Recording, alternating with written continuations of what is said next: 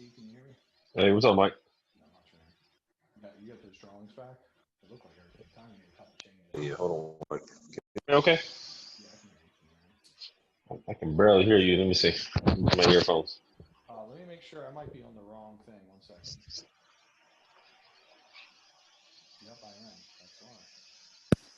Can you hear me better now? Yeah, that's much better. Yep. Yeah, I had it on the Yeah, I believe. microphone. Okay. Yeah, I believe we did. I think Michelle revised them, and I think Yeah. so. We got a double vanity now. Laundry down in the basement. Is that right? Yep. Yeah. Yep. So. Yeah, I think that's the I haven't. layout. Tanya did a lot of research yesterday before she gave those suggestions to Michelle, but then those are best. I reviewed them this morning. I'm like, no, those look really good. Gotcha. Okay. Cool. Now, obviously, she'll put it in for that. Now, if you put it in for that, you need to make small changes. You generally can. It's not that big a deal. When you say, what do you mean by that, Mike? I mean, if you find it, instead of the room being 10 foot, it can be 11 foot. It's not going to Oh, be a big gotcha. deal. Okay. Like Right. just Okay. small stuff to make it tweak or whatever. Gotcha. But if you put nothing for the basement and then put it, then they care. But as long as you put the basement's being finished, generally we've moved things around and they don't really say a lot to us. Gotcha. Okay. As long Mike, as what size do you typically make your mechanical rooms? Because initially it was too small. We had to bump it out like 1.5 feet Mm-hmm. to fit everything because we had the sewer injector pump and then Yeah. all the so. I mean, I don't know what size they normally are. I try to give some size so they have room to work. I mean, I guess in those houses, you won't probably be doing a lot more of these, to be honest. You probably have done 2 to start with, but it'll probably be a complete switch from here going to like single families. I got you. Because it's like rare to get these opportunities. But in single families, you can almost define like a space in the basement that's like 5 by 8 or 10. That's going to be more than big enough to do everything you need. And when you're doing these like houses down in Fed Hill and all that, then yeah, you're trying to figure out like what is the absolute minimum. And whatever she put on, she probably knows that better than me because I don't normally have to deal with like the absolute minimum of it. Because Gotcha. I am okay just making the room like a little bigger and then have room for storage and everything. Okay. That makes sense. Yeah, that works. So yeah, it's good stuff. We're going to jump in. Kim, can I talk with you real quick before we get started? We're going to start in a couple minutes. I'm going to have some cool stuff to go over. I want to share with everyone. Yeah, that'd be great. Thank you. So Kim, so you said the house is worse. How much more money do you think you'll have to spend on it? I'm thinking at least 10, maybe 15. Mm-hmm. Some of the feedback that the wholesaler got was that the other buyers there were 5 other buyers there that they were saying, and it was pretty much, I think all of them were telling him that they were low on their rehab estimate and they felt it was more like 55 to 60. And we had 40 originally. So, I think it's substantially more. It's very chopped up and additions are hokey and floors drop and then they step up and then they slope and it's got a terrible floor plan, so it really does need to be opened up. It's a great neighborhood. Love the neighborhood. Yeah, opening up definitely is going to run into a lot more money than cleaning out for sure. So I would just go ahead. So here's how I would handle it. This isn't going to be a lesson as much. Well, it'd be a big lesson in how to handle these things when you're uncertain. Is first just confirm that this even makes sense to even waste your time on, right? So right now, if you just put it at 60, ARV is going to stay about the same, right? Not much is going to change with the finished product. And I would just go ahead and put 60 on it, run your numbers. And it means obviously you're probably going to be making a 20K less offer. Maybe even 25K less. And to me, would that be within the ballpark for you or not? Like, would they even be able to accept something like that? So I think what you can do is when you put the offer in with the wholesaler, generally it's just like a form where you're just telling them what you're willing to pay. Mm-hmm. It's not like legit, you know what I mean? It's not like you could just change your mind. So I'd put it in at the number that's 25K less and just see if they, if you don't hear from them, then fine. Just assume it didn't work. Likely it won't, by the way, and that's fine. And then from there, if they do call you, then we can do a deeper dive into it before you would make it real. Does that make sense? Okay. So the reason I'm doing this, Kim, is I want to make sure we don't invest too much time in something that don't seem to be like, really going to probably work out. Right. Okay. So are you saying, just for clarification, 25 less than what we originally, or 25 Well, less let's run the than numbers here. Let me screen share real quick and run the price? numbers with you. I don't know. No, I'm saying whatever you originally offered. So whatever you originally offered would be, which was 189. yeah. So Okay. we don't really care about their price. I want you to take their price and pretend it doesn't exist. The value of Okay. the house is all that matters. Was this a 400K ARV or 300? 300. 300. Okay. 300K. You put 60,000 in, right? And let's just see one. Well, the original offer was what, like 175 or something? 189. 189. 189. So we'll call just 160. See how that works. And it's going to be 5%. 5 months is fine. Okay, so you probably be like 169 probably, which makes sense. It's 20K less. Let's see how that. Yeah, that works. Okay, so yeah, I'd probably just be at like 169. And what Okay. they're asking for is meaningless. It's one of the best lessons to learn, either with MLS wholesalers. Don't get too caught up in what they're asking for, because that creates a lot of like craziness in your head, and it creates a lot of like these situations where you're just commonly just like confused, like, oh, well, should I do this? Should I do that? Look, just put the number out. Somebody called me Okay. today and said they want it 155, and I just texted them back and said, look, dude, I'm probably gonna be like 120. And then they just said, oh, well, I can do 130. And I'm like, okay, well, that's close enough. We're 10 grand off. So for 10 grand off, I'll go ahead and spend a couple dollars and try to figure it out. Okay. Right. But I'm not going to go crazy. I noticed that my picture is broken or something. Yeah, whatever. Just have me thinking. I'm just thinking about every life and stuff in general right now. I don't know why it's like, okay, my picture froze, but that's. Okay. Sounds good, Mike. I understand and I agree. And we'll spend more time, and where we're willing to invest a lot of time, like a personal phone call and do all that, is once we know that someone's basically given us the green light that we can make the deal work. But when your deal is 20, 30, 40K off, then we're just going to make the offer and move on. Because I want you to make an offer. I'm glad you're doing that, because not making an offer means you're not, there's zero chance of it getting accepted, because you miss 100% of the shots that you don't take. So once you've done this much work, I always put an offer in, but know that that offer is just going to be enough to see if you get their attention and if somehow it actually makes any sense. Likely will happen, they're just going to sell it to someone else. It'll pay too much. Because look, the psychology behind, asking for too much is a really powerful one. Me and Nikki talked about it today. It's a really interesting concept. I had two acquisitions people who worked with me in the past, a lady and a man, two different people. I did about 17 deals with one of them, and they were realtors just bringing me deals. And another one I did about like 7 deals with. Between the two of them, that's about roughly 24 deals I did. And between the two of them, we made about 150K in income. Right now, I want you to think about the math of that, right? How bad that is. Like essentially, it's about 8K a house we average with these people.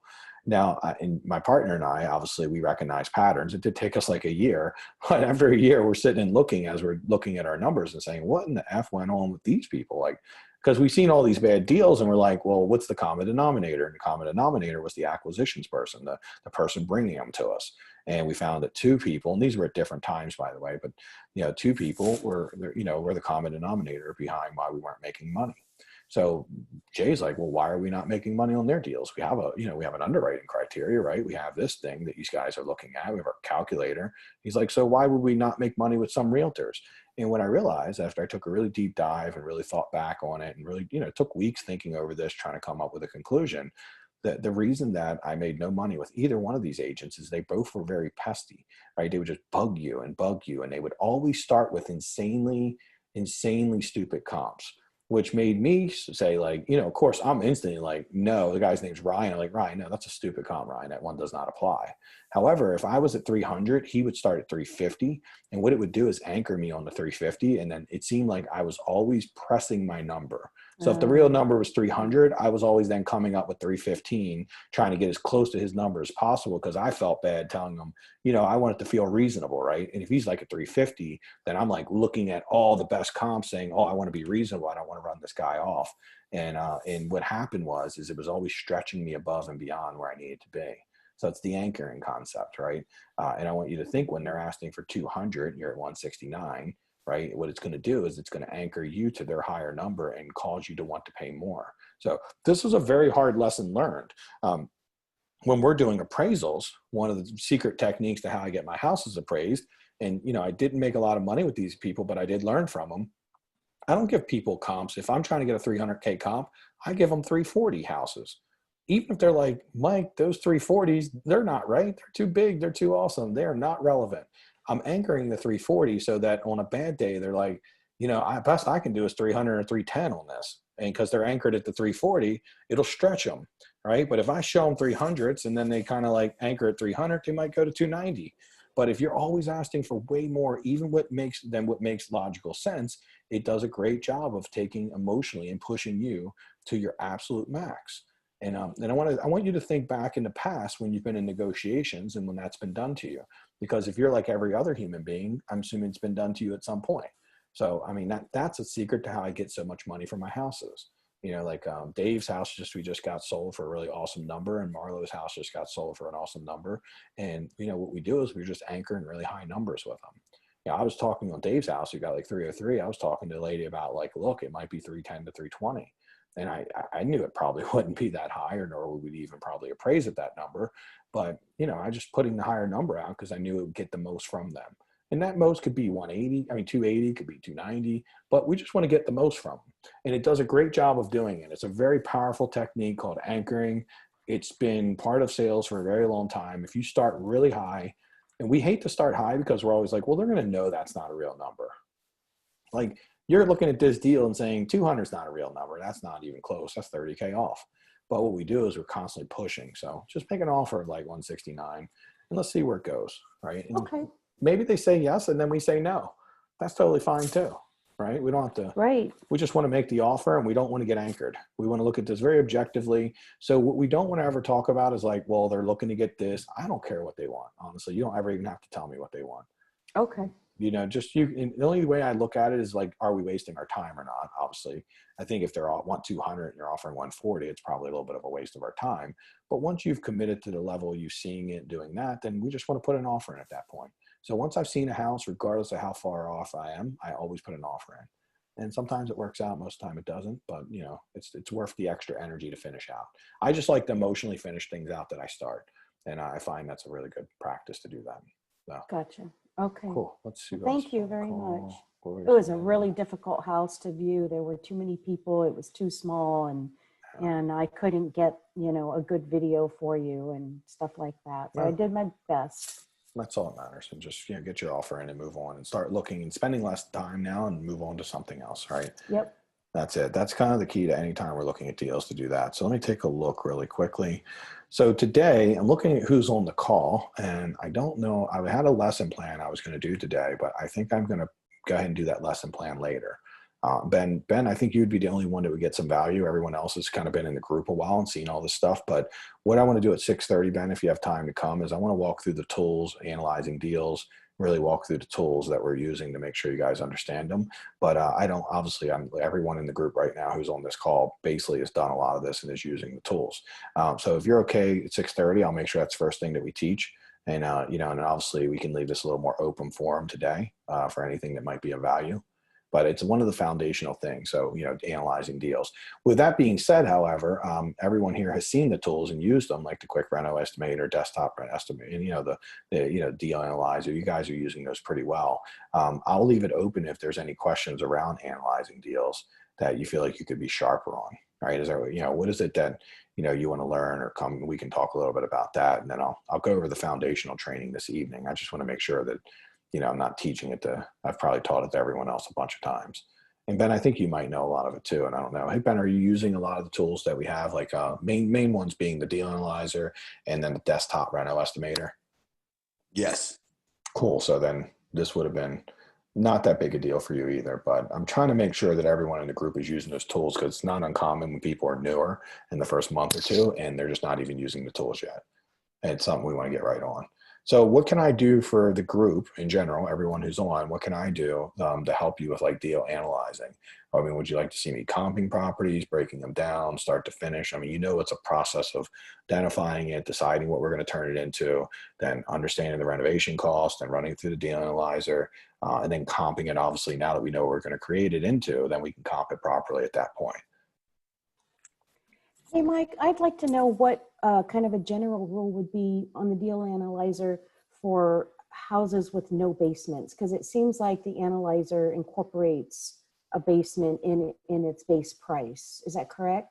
Well, It is on the one part, but there's actually something right under it says no basement. So if you go on the drop down, there is a drop down where it would actually it gets a base of 40K instead of a base of 50K. Does that make sense? So let me show you. Well, if I have it, but yeah, we're talking about the desktop reno estimator, right? Well, I was talking about the deal analyzer, but I mean, the deal analyzer, this calculator right here, this is what we're looking at. This is the calculator, it's the deal analyzer. This doesn't have anything to do with the basements because there's only two things that drive this. That's going to be your ARV, and you've already looked at the ARV with no basements. And this will come from it comes from the desktop reno estimator or from the line item budget. And as you're doing a line item budget, you're going to have less of stuff without a basement. So with no basement to do, there's no waterproofing usually. There's no, you have less doors to do, less trim, less sheetrock, carpet, all the things you would put into a basement, less electric and plumbing. So everything should come down in cost. If you're using the desktop reno estimator, there is a little drop down that says with a basement, without a basement. And without a basement, it'll make the foundational cost 40K versus 50K. It's basically taking about 10 grand off. Your screen is frozen, so I'm going to try to find it on mine. No, I feel like that's happening on my side too, so I don't know what the deal with that is. Let me see your screen, Mike. I don't. Cool. Oh, there we go. It's good there. Oh, you guys can see it now? Yeah. Mm-hmm. Awesome. Okay, I just had to bump it or something. Just had to make a move. All right, cool. So yeah, basically this is just a deal calculator, and that's what we're analyzer. I'm assuming this is what you're talking about. Right. But let's go back to the desktop. Well, I didn't have that up, but I was just talking to you about it in theory. Oh, okay. So I don't see where it says no basement. Maybe I'm just completely. It's a drop down when you're picking. It'll say 1,400 square foot to 1,600, but then it'll say 1,400 no basement. It'll say it has like multiples as you drop down. Yeah. Oh, okay. I'll find it. Give me 1 second. Let me pull it up and let me just see. It's in my resource library. It would be in deal analysis tools. I think I know where all this stuff is, but all right, give it a second. I don't know what's going on.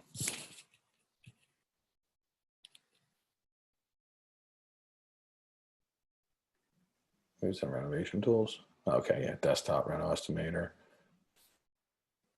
So if you come here where it says pick property type here, there's a drop down right next to it. And see, it says single family up to 1,500, and it says standard row home. It should have no basement in there. But let's see, single family 1,800. Yeah, I've never seen anything that says no basement there. Let's see, maybe it's in here. It's somewhere because I know we invented it. Yeah.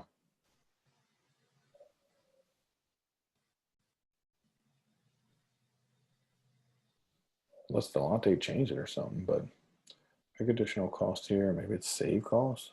It's got to be in there. If not, then I'll fix it and add it. All right. Yeah, we definitely created it. I don't know, man. Unless somebody messed with it. Single family up to 1,500. Row end, high end. Oh, you guys are looking at it more than me, so I guess maybe I'm mistaken. So let's see. I've never seen it. I'm always guessing at how much to take off for a house with no basement. Well, take 10 or 15K off is what we're usually doing. So that's going to be the simple answer. So basically, and this was working at that before because we totally had this working. So, like when we pick this right here, I'll show you what happens.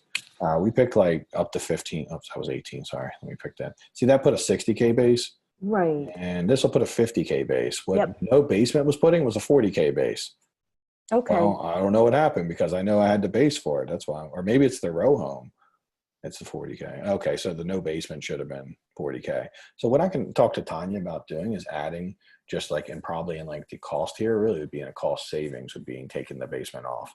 Maybe okay. Yeah, that'd be great. It probably just in the quick reno estimator, if you just take 10K off, that's going to be about maybe 10 to 15, but 10's fine. Remember, this thing wasn't meant to be perfect. It's only meant to get you in the ballpark.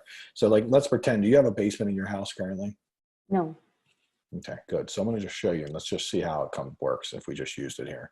So we did, so you got single family. We don't have the no basement, but how many baths do you have currently? 1.5. Okay, so you basically just want to turn it into 2 bathrooms. So we probably add additional. So we have bath, I think we had half bath in there, or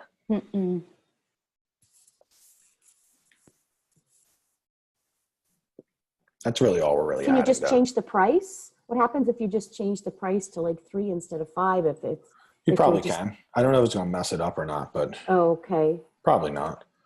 Yeah, there you go. You can just change it if you want. Just don't Okay. save it that way, so it doesn't kind of save as being, the normal. Right. Gotcha. What else Okay, do we have? That's on important. this house, we have a major design change. We get add bath, and it's got all plaster inside. So I think we had. Do you need sheetrock too everywhere? Right. Well, it says it's all plaster. I found an old listing on this house, and I also sent Plaster doesn't mean you need to get rid of it. I mean, if it's in reasonable, you could shape. You don't have to like get rid of all the plaster. Oh, okay. It's just Okay. if it was like really And it nasty. needs a and falling roof. apart. It So needs a roof. Okay. Yeah. Put that on. Okay. What else? Yeah. I think those were the main 3 things. Okay. So that's probably excessive about junk. right. The excessive junk too was in there. Yeah. Excessive junk. Definitely. Okay. Definitely. So you're at 65K then. So I'd probably go ahead and make an offer then of 165. I think that would be fine. Okay. Yeah. Then No basement. this is ballpark. I mean, we have no basement. Yeah. So you're right. I mean, if we have no basement, then I don't know. I think we'll probably go with the 60. Let's just keep it. Yeah. And I'll put something in for no basement, but if we were line iteming this out, we should. But with no basement, I find that it's like 60 to 65K goes a really long ways. With a basement, it's like the same 65 could easily be like 75 or 80 because, the basement can eat 10 or 15 grand, just like waterproofing it, doing all that stuff. It's not complicated to eat 10 or 15 grand in a basement. You really think about it. Right. Okay. That really helps me a lot. I've been stumbling with those couple of things on them. With that being said, since we're kind of rounding this up and we're not line iteming it, I would just put it at the 60. I'd stay at the 169 because I forgot we didn't take the basement off. And, that it makes it a little more, and I'll add a basement deduction to it. It would be 10 grand here and it would put you at 55, but just based on some things we don't probably know, I probably just bump it up to 60 to be safe. Yep. That sounds really good. Okay. And I think that covers, in my experience, 60K covers a lot on a house with no basement. It really does. It goes a long ways. Mm-hmm. Not very long ways. If you do have a basement, it definitely gets eaten up pretty quick without a basement. Okay. Very good. Thank you so much. So that was hopefully helpful for everyone else too, because I didn't know we had that hole. So I'm going to actually take a note. Let me put that in my Trello so I don't forget to do it. But I'm glad we actually kind of came up with that. Because I know for a fact I told Delonte about it, but now I'm wondering if it was ever in there. If I'm crazy, all those things are possible. It could be completely lost my mind. I'll have to think about that later tonight. All right. Hey, Mike, yes. and just as a refresher, so like for whatever, I guess, size home you pick, that 50K is fresh paint, fresh carpet. Can we kind of refresh on that again? Sure. Add no basement to desktop. Let me just put that down so I don't forget to do it. Yeah, this is what makes this stuff awesome, man. You guys make it all awesome because you find the little holes in it, and it's really helpful. It's really great when you do that. So thank you, Kim, for that feedback. And if any of you guys find any of that stuff too, it's always, feel free to kind of let me know. Cool says, I'm the only one who can't see you. No, Dave. Yeah, David, you're the only one that can't see me because you don't get to see me. That cost extra, buddy. No, I was like looking in there. We basically are, shunning David right now because he's making too much money on his flip, and it's made us all look bad over here making 30 and 40K. I can't see him either. Dude, it's great. Can you guys see me now though, or what? No, not see me. Oh, you can't see me. You're frozen in the thinker mode. Something blew up then. You're like a statue, a thinker statue. All right, whatever. Well, you don't really need to see me per se, so don't worry about that too much. As long as you can see the screen when we were working and hear me, that's probably the most important piece. So what it covers is anything. So here's the best way to look at it. I'm going to share a screen again because I think it's better to reverse engineer it. I can give you a list of the things it covers, but what's better is to go down to the added cost list. It covers anything that ain't on the added cost list. Okay, does that make sense? So if we click this and we drop down, these are things, anything, these would be extras, right? So here's the way to look at it. If it doesn't cover you going from 3.1 to 3.2, so you would add a bath. If you need a roof, it doesn't cover that. If you need waterproofing, major design change, not light like I'm removing a wall or two, but your house definitely is major design change. Siding, pool, addition bump out, anything crazy you'd be adding, add a deck. It doesn't really dig the basement, foundation, excessive junk, privacy fence, and just finishing basements in general, right? That adding the finishing basements. So at some level too, by the way, is if you're finishing the basement, maybe this is how we decide to handle the no basement piece of this, is by if you don't put finished basement on it, that's like a see finished basement, look what it adds. It adds like a little bit. I think it added like 8K. It actually should add about 10K. So I'll adjust that. So, and here's when you come over to your saved cost. So basically all you need to do is just listen to this and just say, that's what it is. And then go through and answer the question of like, what are these things do I need? And then I want you to come through and answer the questions of what are these things can I save? Right. And then not a big list here. And you're not often going to save kitchens, but saving windows is very common, right? Saving HVAC is not, it's pretty common if it's actually a newer one in there. Hardwoods, maybe not all that common. Saving tile, not that common. Saving trim and doors, that's very common. And saving sheetrock's very common. And no layout change. And I say no layout change, meaning like you ain't gonna touch anything, right? Like you just like, it's exactly what you need to be. That's not that common for the record. I mean, usually we're at least removing a wall between the kitchen and opening that up, which isn't a big deal, but would be included in the 50K. And then if you're gonna save the bathrooms, like I just bought a house that has, it has a bathroom in it right now. It's in pretty good shape. It looks like they renovated it maybe like 7 or 8 years ago. I'm saving that, and then I'm going to go ahead and just clean up maybe put a vanity in. So I'm going to call that saving a bathroom. So what I want to do, let's see if I can clear this off. So this is the key. Don't save it when you do it. And then I'm just going to open it back up because I don't want to mess with trying to redo it. Let's do Steve's house and see how well it works. If I had to say one area it doesn't work as well, it's going to be like Steve's house, right? So Steve's house is going to be high-end row home, but look what it does. It starts at an 80K base. So we go 80K base. I don't know. You probably need a roof. I don't even know. You definitely need waterproofing. Not really. You don't need waterproofing. You definitely are a major design change though. Let's see. And I know that you'll be doing, it says a basement dig, but it really isn't the full basement dig. Well, it's got 10K, so we'll leave that. It's probably more like 5. So I probably would go ahead and change that to like 5K. Because we kind of know that's about the price that's basically paid before, because it's like in between. We are finishing the basement, right? So we're doing that. And let's see what else we're coming up with. So you got adding a bath. Yeah, you're definitely adding like what, 2 baths? So you got add a bath and add a bath, right? And Mike, we just blew out the budget already. Now you got 110 in the budget. You're good, dude. I mean, look, I think we're done. So we gotta add a deck. The deck. Don't forget about the rooftop deck. Okay. I gotta call my lender. Get more money. Dude, I think you better stop talking to your lender. So, but look where we're at, 116. So, I mean, the bottom line of this is like, this wasn't meant to be like the line item that most of you guys know how to do. As soon as you can start doing line items, then stop using this tool. Consider this tool to be a beginner tool, but it's a really great beginner tool. It works. I mean, the fact that like someone could have got the 116 when me and you spent hours to get the 110, like maybe 115. Remember, we were kind of in that 120 to start with, and then we kind of weeded it down to 110. Like, right. Dude, be able to get this close on that big of a budget is insane. Like, I mean, I could see people being at 90 on this and not feeling like they're that wrong. And I could see people being at 150. Like, let's get you within 6K. Remember, the purpose of this was never to be perfect. It was to get you in the ballpark. And honestly, it just did a fantastic job. I mean, at 116, I'd be like, I could go buy the house based on this number almost. Would have been fine. So anyhow, my point I'm making is that like this did a great job of getting there, and we used it exactly, and it did actually kind of work for that house. So I guess that part does work really well. We just need to fill any gaps in, and I don't know if we need to just by not adding the basement, Kim, I think could do the trick for you. So it probably, you're probably good to just make an offer. I think you're really far off on the offer, so just make it and just see what they say.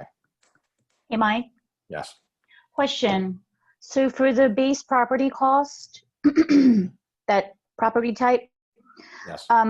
The single family up to 1,500 square feet, like what beds and baths are associated with each of these line items to know whether we should be adding you don't add anything to that because that's a base. You don't really have to worry about the bedrooms, because the bedrooms, like having 6 bedrooms versus 3 bedrooms doesn't really offer a big change in cost. The bathrooms, however, right? If you are sitting at what, 2 bathrooms or 1? Me right Yeah, now? you're currently sitting at 2, so all you're really adding is a third bathroom. So like if we Right, were, but I'm saying for this single family up to 1,500, is that based on 2 bathrooms, that $5,000 no, because cost? you add the bathrooms. If you, it's based on whatever you have and what you need to change. That makes sense. So if you have 1 bathroom currently, then you'd put add a bathroom. And if you have to add 2 bathrooms, then put add 2, double it. We'll go back. We'll do it for yours. Let's practice it on yours and see if there's any holes in it. I So guess I guess my question is, what does that base consist of? That 50 grand? Like, what is that consist of nothing. covering? Tip? So you Okay. both were asking the same question. What does it consist of? You want to reverse engineer and look at it from the other side. You start with answering the question and then just clicking it. You're not going to be like, well, what does that consist of? It's going to confuse the crap out of you. And then you go and answer the next question of like, what do I need to add? And then you answer the next question of what can I save? So if I like your house, you can't save anything that I know of. Nothing important. I mean, you're not saving anything of meaning. So let's see if we go, just go to renovation tools and pull it back up. And I'm going to try yours. Let's just see how it works. And example line item. Oh, sorry, desktop reno estimator. So for yours, you're 1,500. So you would just answer the question of where do I fit in here? Not how many Mm-hmm. beds you fit there. So that's simple. And now what do I need to add that I don't have? You currently have 2 baths, so you need to add 1 bath. So that make you 3 baths. You're going to need a roof, right? You're going to need waterproofing. We're going to need foundation, right? Foundation. We're not adding a deck, but let's see what else we might need. Major design, siding. You need a little siding, but I don't know. Right now, you It's upgrade. not that much. Oh, yeah, Yeah. you definitely had excessive junk, and you definitely had a major design change. So, like, there you go. I mean, that's pretty much where I would end it. This is right where we're trying to be, right? I mean, it's so close. I mean, I'm not saying you won't be at 85 or 80, but that's within 7 to 10 grand, and that's all we expect of this. If we can get in within 5 to 10 grand, this is a good, nice little tool to use to just see if it makes sense. If this thing was coming out with 120, either your number's bad or this thing's broke and not working No, correctly. but the foundation though is terrible. Where again, I might need a engineer for mine. So Sure. what? It's not 5,000 for that foundation. Doesn't matter. You answer the questions and you move on. If you try to get in and make changes to it, it won't work. You don't use this tool. You do the line item.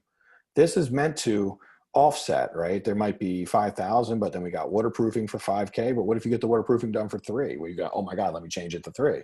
No, it all works itself out. If you just follow it and you release all these thoughts and you just like, let me answer the questions and look at it. It's just for you to get a quick estimate to decide whether you want to go see the house or not. This is not meant to be a tool that you run your rehab off of. Gotcha.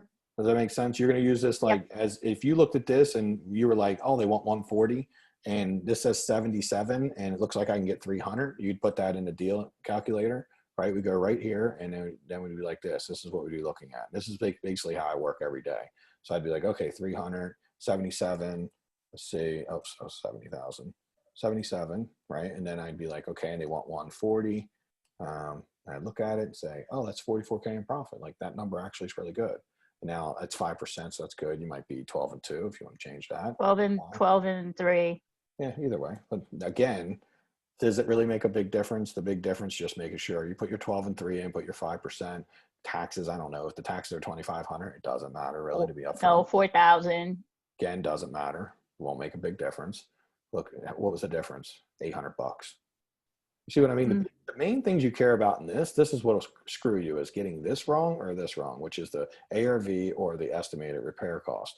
But here's all we're trying to assess with this tool is it's showing 40K in profit based at the price it's listed at. I want to get my car and go see it now. That's Right. it. Now, before you would actually take and make a real, like I'll make ballpark offers. I'll have discussions on the phone around like ballpark prices, but I won't make a like solid offer where I put 5K deposit until I've actually did a line item budget. You know, the one where we go through and we line item everything out and then we make adjustments. But what I'm going to tell you is really scary about this tool. I do line item budgets and all my people I've trained like to work for me and go do these numbers, do that quick desktop rental estimator. And when I sit there and line item everything out, I'm very close to this number every single time. Like we took 2 years to develop that tool and to make it work. But the key to using it is it's not a detailed tool. It's a answer questions, and it is when you don't have the brain power to do a line item, right? Not to put anyone down who's using it, but it's when you're more in the beginner phase and you're not really like, you haven't done a couple flips and you're still trying to figure things out. So if you add too much analytics to it, too much brain power, it blows it up. It's why I don't use it. I personally don't use it because I'm too smart for it. I actually end up breaking it. But I've learned to use it now. Like you just see me use it, right? I was very thoughtless, just like need this, need that, no adjustments, and what's the number? You see how that took a minute or two? It's just to get me in the zone. That's it. That's all I'm doing is get me in the ballpark so I kind of have a feel where I'm at. I can quickly assess and qualify. It's called as a light qualification of the deal. The numbers look really good. When I see this based on like light qualification, looking at the comps pretty quickly, looking at that number, and I see that I'm making 40K and this deal still makes sense, I get my car and I go flying to go see it. Now I can take aggressive action to go try to lock the deal up. But if I would have done the same numbers and it would have been like this, right? And maybe this would have been the number. I'm like, oh, yeah, that's probably not going to work. We have 2 days on the market, so now I got to offer 100. So they're probably not going to take 40K. They're probably not going to take 40K off the price. So I would put that more in let me check it out in 30 days if it's still in the market. Maybe they're more negotiable. So you see what I'm doing? I'm kind of compartmentalizing. And the quick reno estimator's purpose is just to give you a ballpark, but you cannot get detailed. You can't say, well, the foundation's worth in 5,000 because it'll be low on some things, high on other things, but it insanely good at kind of just averaging out is what it does. It's more of an averaging tool. Okay. Gotcha. So okay. yeah, either use it or don't, but if you do use it, don't get too analytical about it because it certainly won't work if you do. I had to make that adjustment myself, unfortunately, because I'm very much like you where I have like but it's this, but it's that. Like that's not meant to be used that way. It was actually meant for I used it for Dave, who my old acquisitions guy. He's a little burnt out. Like he smoked weed and stuff where he come to work for me. And he just, he wasn't like quick on his feet. And I just invented. Then the other guy I had was like some goofball who was like, he was kind of like getting like $12 an hour. And he was using this and like killing it. Within like a month, he was just like, he'd be within 5K of me every single time. But it was because he didn't actually get too analytical about it. So the smarter you are, the harder it is to use.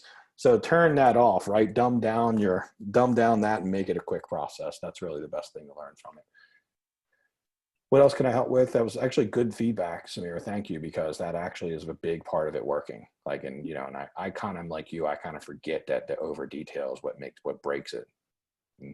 We can do overly detailed in the line item, but even the line item's about kind of quickly assessing things and just throwing a number at it.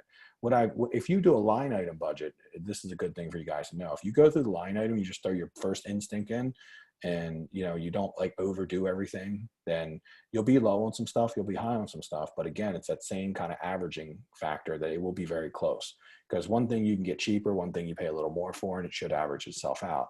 That's how most of our flips are. When we get in power of our flips, we're not going to be, if we overpay for everything, then yes, our 70K turns into 90. But if we can get things like where I see most students who are hitting close to their budgets, it's because some things they're getting cheaper, some things they're paying a little more for, and some things they pay too much for, and then they evaluate, oh crap, I overpaid for that. Okay, next time I'll get it a little cheaper, and maybe on the next flip they can cut it down. But the reality is that it's kind of hard to get every number exact, right? It's kind of hard when you don't have walls ripped out, you're buying the house, with what you can see. I want you to think of any time you buy a house, it's incomplete information, right? So trying to get 100% certain about it's pretty impossible. So we use our contingency to help with the things we don't know about. That's going to be our 10% contingency is important, or 5 to 10% is fine, just depending on how detailed you've gotten with the budget. But I would recommend 10 if you're doing a quick budget, and 5 if you really dialed it in and measured everything. That's basically how I do it. But that's going to help you with things you don't know.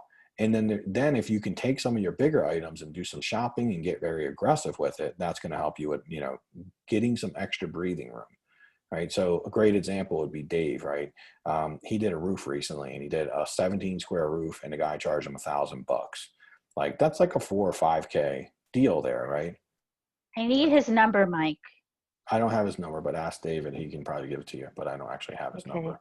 So, all right, thank you. I didn't use them, but I might start using them at that price. Who knows? So bottom line is, though, he got a really good deal on that. Now, if he would have had that in his line item budget, he might have had $5,000 in there, right? He might quickly just put $4,000 or $5,000 in, and he probably got it done for like maybe $3,000 or $4,500 max, right? So yeah, probably around like $3,000, $3,500. So, he could have saved $1,500 on that, and that $1,500 could have go to something else that turned into more than he expected. So we kind of have to save money. I think that where we all start, because every student starts where contractors tell them that their numbers are insane. And then you guys basically take and internalize that, right? Because, these people are telling you that you're wrong and telling you that it's this, telling you that it's that, right? We have to just ignore all that crap, right? The contractors don't determine the price that we're going to pay, period. We determine it. Remember the architect, Michael? He said, oh, I would just tear this whole house down. Yes. And then he's like, the foundation is going to be a big one. I was like, we got $80K in the budget. We should be fine. Like, I didn't say anything about that. It was fine. He thought that was a fair price. He probably thought that was a fair price. I went to see Glory's house. Yeah. And he didn't say that about Glory's house, that she should have tore her house down. But he said, I should tear my house down. I mean, I've never torn a house down ever, just for the record. So, yeah, I've had 1,100 opportunities to tear a house down. I haven't done it to date. Tearing a house down. They asked you to tear your house down? Yes. I didn't tell you that, Glory. He was like, when he went to the basement, he was like, yeah, you should tear this house down. Oh my goodness. Like, but he didn't say that with yours, Glory. He was very hopeful. Oh my goodness, how could he say such a thing? Yeah, wow. Exactly. Yeah. And anyhow, here's the bottom line is that so they'll say anything. Yeah. Hey, I mean, the things they're saying, they're not strategically thinking through. They're just talking off the top of their head. And yes, you could tear it down if you want to, lose a bunch of money and go broke and, have it done in 2 years. But that's what it would take, by the way. If you tore that house down, it'd probably take you a year to get it, approved to build back up. Mm-hmm. So anyhow, I mean, that's the thing they're not thinking about is fluency of the money, right? They're not thinking about all these higher level things. So yes, I ignore, I'm just like, oh yeah, good. I'll even hear me say things like, yeah, that's not a bad idea. If I'm talking to a contractor, just know I'm just agreeing to move on, right? Because I'm not going to sit there and coach them and argue with them for 5 hours. So if you ever hear me say that, please don't ever take that as I'm actually truly agreeing with them. I just think it's a good tactic to use when people are coming in and giving their opinions. Right. I mean, Steve and Cinnamon got a lot of opinions from their appraiser. And he's like, hey, you should do this, you should do that, and this and that. And then, the chat guy gave him a bunch of opinions. The guy who's never done a rehab before, he gave him all kind of opinions. And I was just like, dude, please don't listen to those opinions. Right. I mean, you hear them. If they're good ones, I'll be like, cool, that's actually a pretty good idea. But for every 50 ideas I get, one's good. And the other 49 are just completely not well thought out. And if you really think about it, that's not being mean to them. They're not experts at this. These are people who just, have opinions based on a very big lack of knowledge, right? Where my opinions come from data, come from a lot of houses, come from me being I'm very self-aware and I'm very open to not being perfect. And I know that, I have a lot of room to grow like we all do. And so I'm coming from a very balanced place when I look at things. I'm not, it's not any ego involved. I'm just like, hey, this thing could work. This could suck. Let's try it and let's see. And it's gotten to be very, very little emotions attached to my decisions these days. Now that's taken some years of training for me because, we naturally put our emotions in every decision. So I've been working on kind of getting very just straightforward about it. Just like we were talking about not letting someone push our price up by telling us a goofy number. That's taken time to get through that, right? So that my job as your coach is to help you with it, and be a second set of eyes. And, and sometimes if you get pulled in that direction, because it wouldn't be uncommon since I did, I would assume that most other people might fall into that too. And the one time I can save you from that, it's going to be the one time that saves you a lot of money, right? It's going to kind of make up for any coaching fees, obviously multiple times over usually. But having my coach does it for me, he doesn't even know flipping, but he just always questions things, which keeps me on my toes and keeps me from looking over stuff quickly and just making quick knee-jerk decisions based on my experience. And that's basically what they're doing, is making quick knee-jerk decisions based on no experience though. That's the very big difference. My knee-jerk decisions are going to be pretty decent, but they're really awesome if they're not knee-jerk and I take time with them. They're almost, I would say that without, I hate even using the word perfect, but if I take time to analyze a deal, really look at all the details of it, me and Steve and Cinnamon actually spent 2.5 hours on the phone looking over Webster because it's a little bit out of what we normally do. So we didn't want to just say, oh, that's a good one, you're going to get exactly this. So we looked at a lot of stuff. Tanya spent 3 hours yesterday looking at designs in the neighborhood and studying them. So we're putting a lot of time into it. I'm willing to say that when we put this amount of time into stuff, the chances of us making a major mistake are basically zero. Right now, if I quickly make an assumption based on previous knowledge, then me and Ray both talked about this recently. The only time we ever go over budget is we just look at a house and say, oh, that should be about 60. And because we just did a house up the street that looked just the same, but then there's a couple things we didn't see and it actually turns into 70. That's a very loose, very quick way of doing it. If we line item it out, actually measure things, it's difficult to be really wrong. It just really is, honestly. So know that, like, and that's why it's important for us not to put all that time into a deal that hasn't been qualified. But once it's qualified and it's getting real, then we will put more time into it. And the more time we put, the less likely we are to make a big mistake. I mean, I don't have any versions of students who lost a bunch of money with me because generally I put more time into your deals than I put into my own. Right? Just for, the fact of like legitimately, like I want to make sure the deals look good, right? I kind of like more concerned for you not being able to pull it off than me. Where I sometimes, that's probably one of my big things that Tanya's helped me with is I have a lot of experience. So I can just look at a house and be, oh, I'll work it out. Right? It's easy for me to do with like a lot of confidence. And it's actually a mistake for me. It opens up the door to having a deal that makes 15K instead of 30. Right. And me just being, going over budget 10K, all those things become possible when I'm too quick to make a decision. So now we have a checklist and a process that we do before we buy every house. That process being drawings, have a complete plan for it. We've deeply analyzed the comps. We really looked at the overall comps. We have a clear understanding of what our drawings are going to be. We've optimized those drawings to make sure we've got the most bedrooms and baths and utilize the space the best. And if there's anything funky, we've probably gotten estimates if there's something we don't understand. Even in Samir's house, there's not something I don't understand. That front wall is like worst case scenario is they're just going to prop the front of that house up and put a new wall up, right? Once they prop the front up, they can tear the existing wall down and rebuild the new one up, dig a little bit of dirt out, right? And then build a new one up. And then once that new one's set for a few days and gotten strong, then they just put the dirt back and you're good. Does that make sense? Probably do it yourself if you want. You, me, Steve, Cinnamon, maybe we do a group tear down. No, Like thanks. 15 of us, we might actually be able to do it.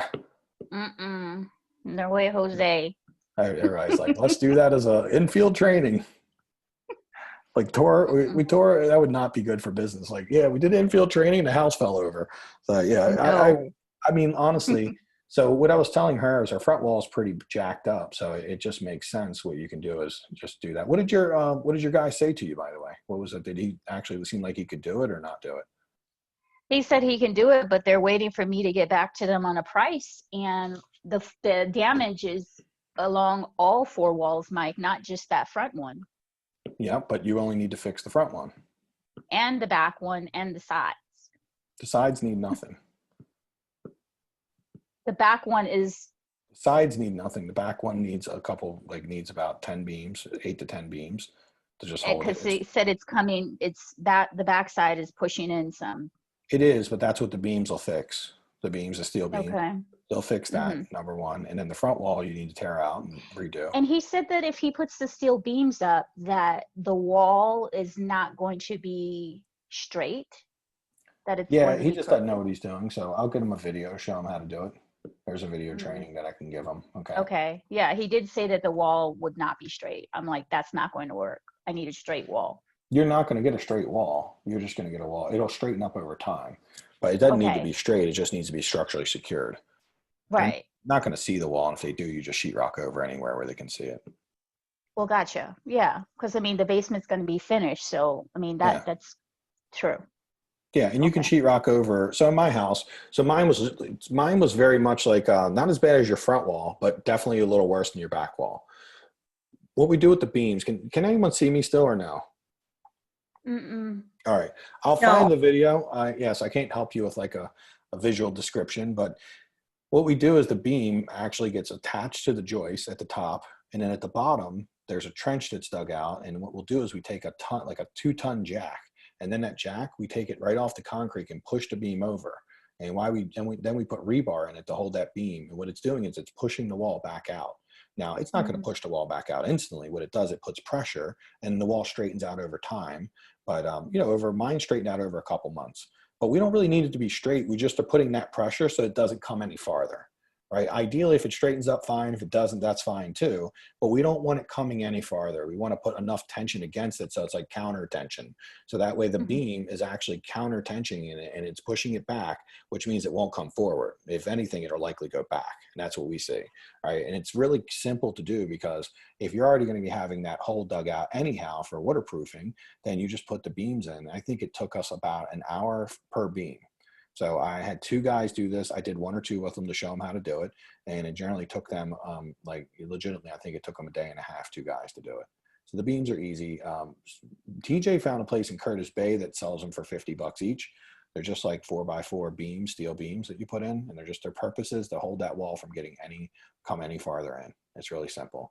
And it doesn't have to be anything more than that, right? They can literally just set those beams in the concrete, you know, make sure they're nice and tight against the wall so the wall doesn't come in any farther. That's their only purpose, okay?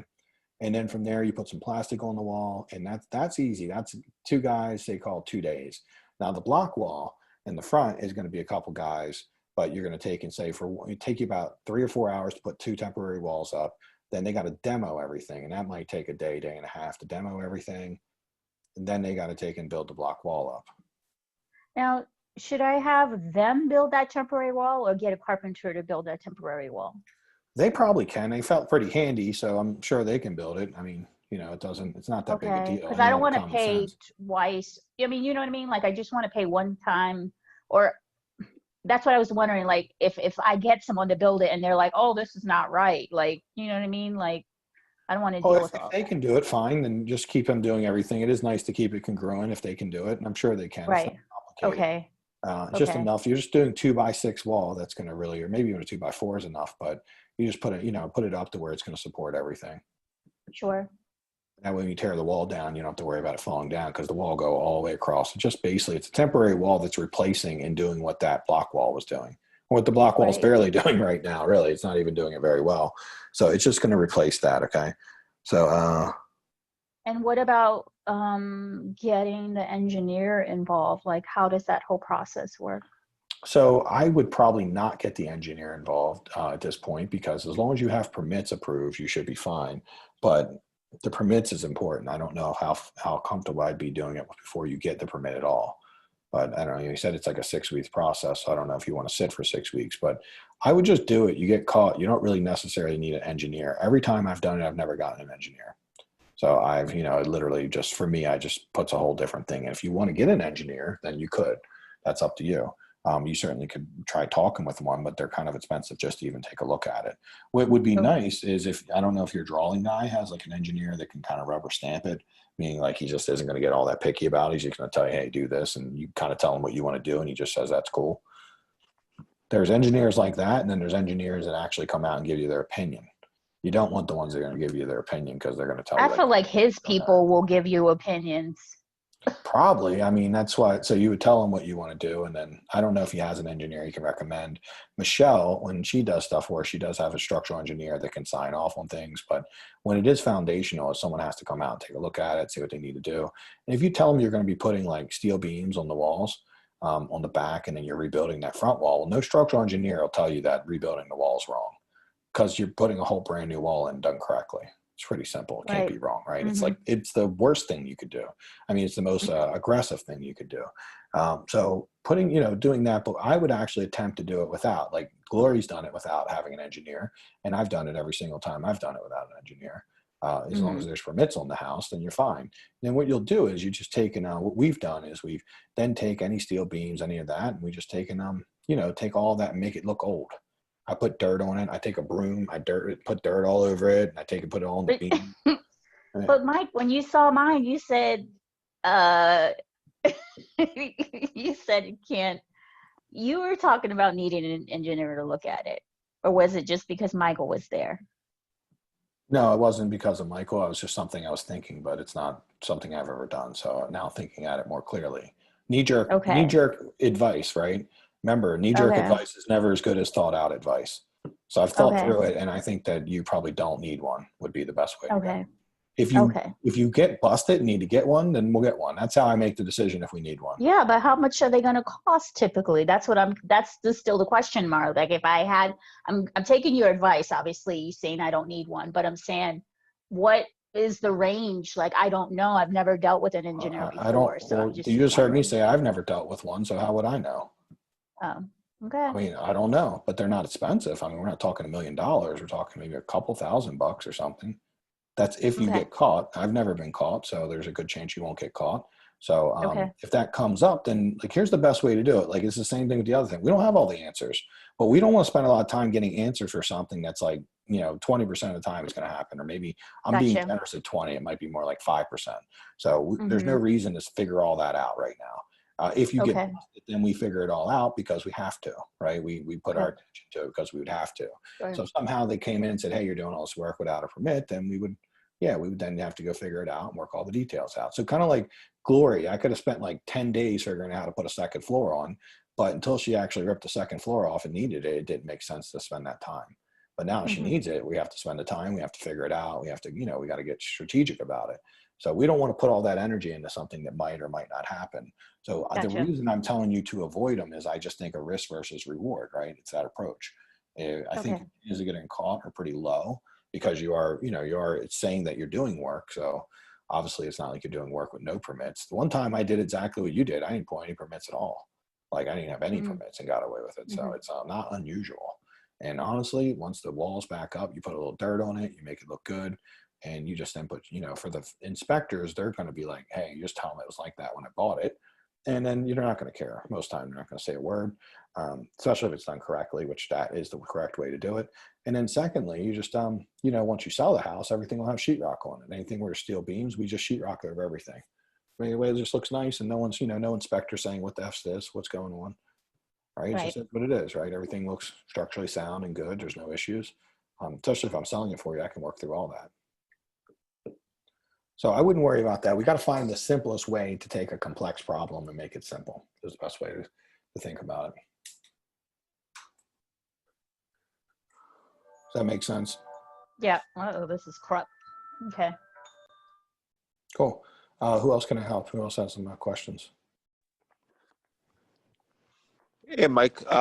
Question about plumbing, the final plumbing permit or the final plumbing inspection. If I know you've mentioned sometimes you don't get that done. What happens if you don't get it done and then it gets called out?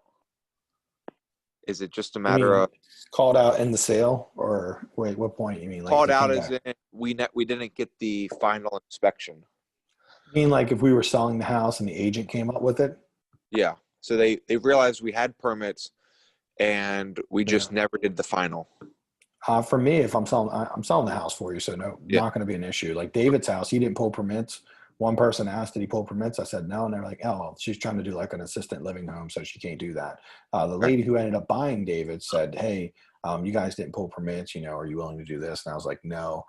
She's like, oh, cool. Can you do like a home warranty, or can we do a home inspection then? And I was like, I ended up recommending, why don't we just do a home inspection?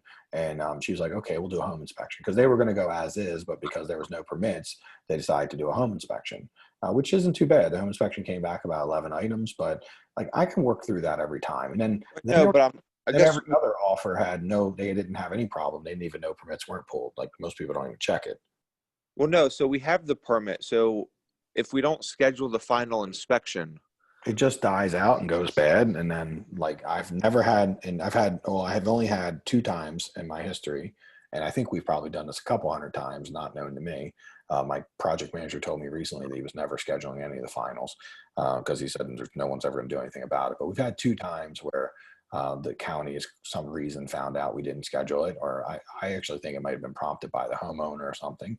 And, and it's just been 2 times out of like 1,000, right? So it's not. And then, so what in those 2 times? I mean, I know it's 2 out of 1,000. The same thing you would do if you did it now, right? It's just the same thing. You would just schedule inspection. They come out, look at it. They tell you what needs to be done. Because it's past rough-ins, you don't have to tear the house apart, obviously. So if you get your rough-ins done, but you don't get the final done, they're just going to say, hey, you need to get a final. And they're going to come out and look at what's not right, and then you'll have to pay to fix it. So both of those times, I just had to get a guy out there to fix a couple things, and then we were all good, right? It was like, so that's why we don't do it. But obviously, it's not a big deal one way or the other, in my opinion. It's not gonna, I won't have any issue working through it. The bigger issue would be, let's say that you're a new realtor and you're not confident around this and you don't know how to work around it. That would be the bigger issue. Gotcha. And like, so say Cinnamon's listing her property, I would say her being a new agent, go ahead and do your final so you don't have to deal with that. Also, in that neighborhood she's in, they would probably check that more often. They're kind of like, pretty savvy buyers there. It's $400,000 row home, so they're kind of a little more savvy there. So, probably go and get your final. And then her being new and those buyers being a little more savvy, I would say get it. And where you are, Billy, and where Marlo is, and where David is, and most people in the group, not so much, man. Like I was even pretty surprised to even hear anything about permits, but I worked through both the times. One wasn't anything to work through, but the other one we worked through it. So Gotcha. much. I mean, I can tell you, it's just up to you guys. It's a business decision. Yeah, it's not. We probably will still schedule it, but because of the whole Fat Rick situation, the guy that has the permit, he's got it in the county that he acts. He has to be the person that approves of the inspection. So even though I can schedule it, he still has to call that day and confirm it. So it's one more step that just makes it a hassle. Yeah. Especially because he's got no connection now with the job, not having Fat Rick. So didn't Flynn come in and take over, and Flynn just like used the same permit, didn't pull a new permit? Yeah. Okay. That makes sense. So yeah, that would be a good enough reason for me not to do it. Does that make sense? Because I knowing that would be a headache, and knowing that like it's very unlikely you'll have a problem with this. And certainly we're not going to, like, most of the time they just look, most people, even when they look to see if you pull permits, they don't actually know if like the permit was finalized out. They just see that it was pulled and that's it. Okay. It's so rare that agents are looking at that stuff or even know what any of it means. Gotcha. So, I mean, some do, most don't. But anyhow, I think you'd be fine. Okay. So it's something I would consider. I mean, yeah, if you got to go through some random dude you don't know, and I wouldn't let that hold you up. Yeah, it came up during rough ends that we scheduled it. Flynn went out there, and then no one showed up because this guy didn't call the county. But just, we had to reschedule it, and just like you said, it was just a pain. The big one you don't want to skip, but you could potentially, is the rough end, because I've had times where people get the permits, never even calling for the rough end anything, just pop it on the market and call it a day. And because they got the permits, they can never get busted really, because they kind of have permits. And I've seen people do that. The main reason I think, we always talk about risk versus reward. If they did come back later and catch you, you might have to rip sheetrock out. It might become a big ordeal to get the permits right. But when we did get caught by only not doing the final, it wasn't anything under the sheetrock that needed to be inspected. So it was only things that they could easily inspect and say yes or no to, and then I just fixed it. Gotcha. My own personal house on the waterfront, the plumber said he didn't like that super jacuzzi tub I had because he's like, it doesn't have this thing on it, and that's our code. And I'm like, I just spent $4,000 on this tub. I'm not changing it. And he's like, well, I mean, we can agree to disagree. And I'm like, well, what do? I can't get rid of a $4,000 tub. He's like, well, he says, technically, you really don't have to you live here. We're not going to come kick you out the house. There's nothing we can do about it. So just don't call it in. That's what the inspector told me after I like bugged him to death. He's like, yeah, just don't call it in. But here's what would have had to happen. Now, when I went to do future work, when I was thinking about putting the second floor on, I would have had to get rid of my jacuzzi tub and get finalized on the old permit before they would get a new one. Potentially, by the way, I don't even know if that's actually true. They might have. Sometimes they make you do that. Sometimes they don't. So you understand, it's like it's really not a big downside to it if you've gotten the rough ends done. It's very okay. Downside. Thank you. Okay, you're welcome. Steve, do you have a question? Yeah, I was going to piggyback on Billy's question. So, for example, at Falls Road, if we wanted to do a final inspection, that means we couldn't get use and occupancy. So that's something we could not skip, right? Baltimore City, it is a little more important. And I would say, again, in areas where people are more intelligent buyers than like in Hamden and, Fed Hill tends to be more intelligent buyers. So I would probably go ahead and get it done. And in Baltimore City, you do need a UNO, use and occupancy permit. And so many times, by the way, we've not done that either. Again, I wouldn't do it in an area though where I think people are a little more on that kind of stuff. Okay. Thanks, Mike. So, Mike, just piggybacking on that. So when we do the permitting process, like we're doing in PG County, we have to get the use and occupancy done too, right? No, it's only true for Baltimore City. It's not, you don't have to do it in any of the counties. There's no use and occupancy permit. So it's just rough in plumbing and final plumbing, rough in electric, final electric, right? That's it. So then, okay. So to piggyback on everyone else's piggyback. So we have triple piggybacking. Quadruple. Yeah, quadruple. Piggybacking just for the sake of piggybacking. Yeah, go ahead. Cool. I like it. Let's see if we can keep it going. We're in the county and the city. We only pulled permits in the county. So you But just follow the county rules. So it won't have any issues though, because the deed will be county and city. No, you follow one, not both. And Okay. honestly, I mean, most of the time we don't get use and occupancy permits in the city.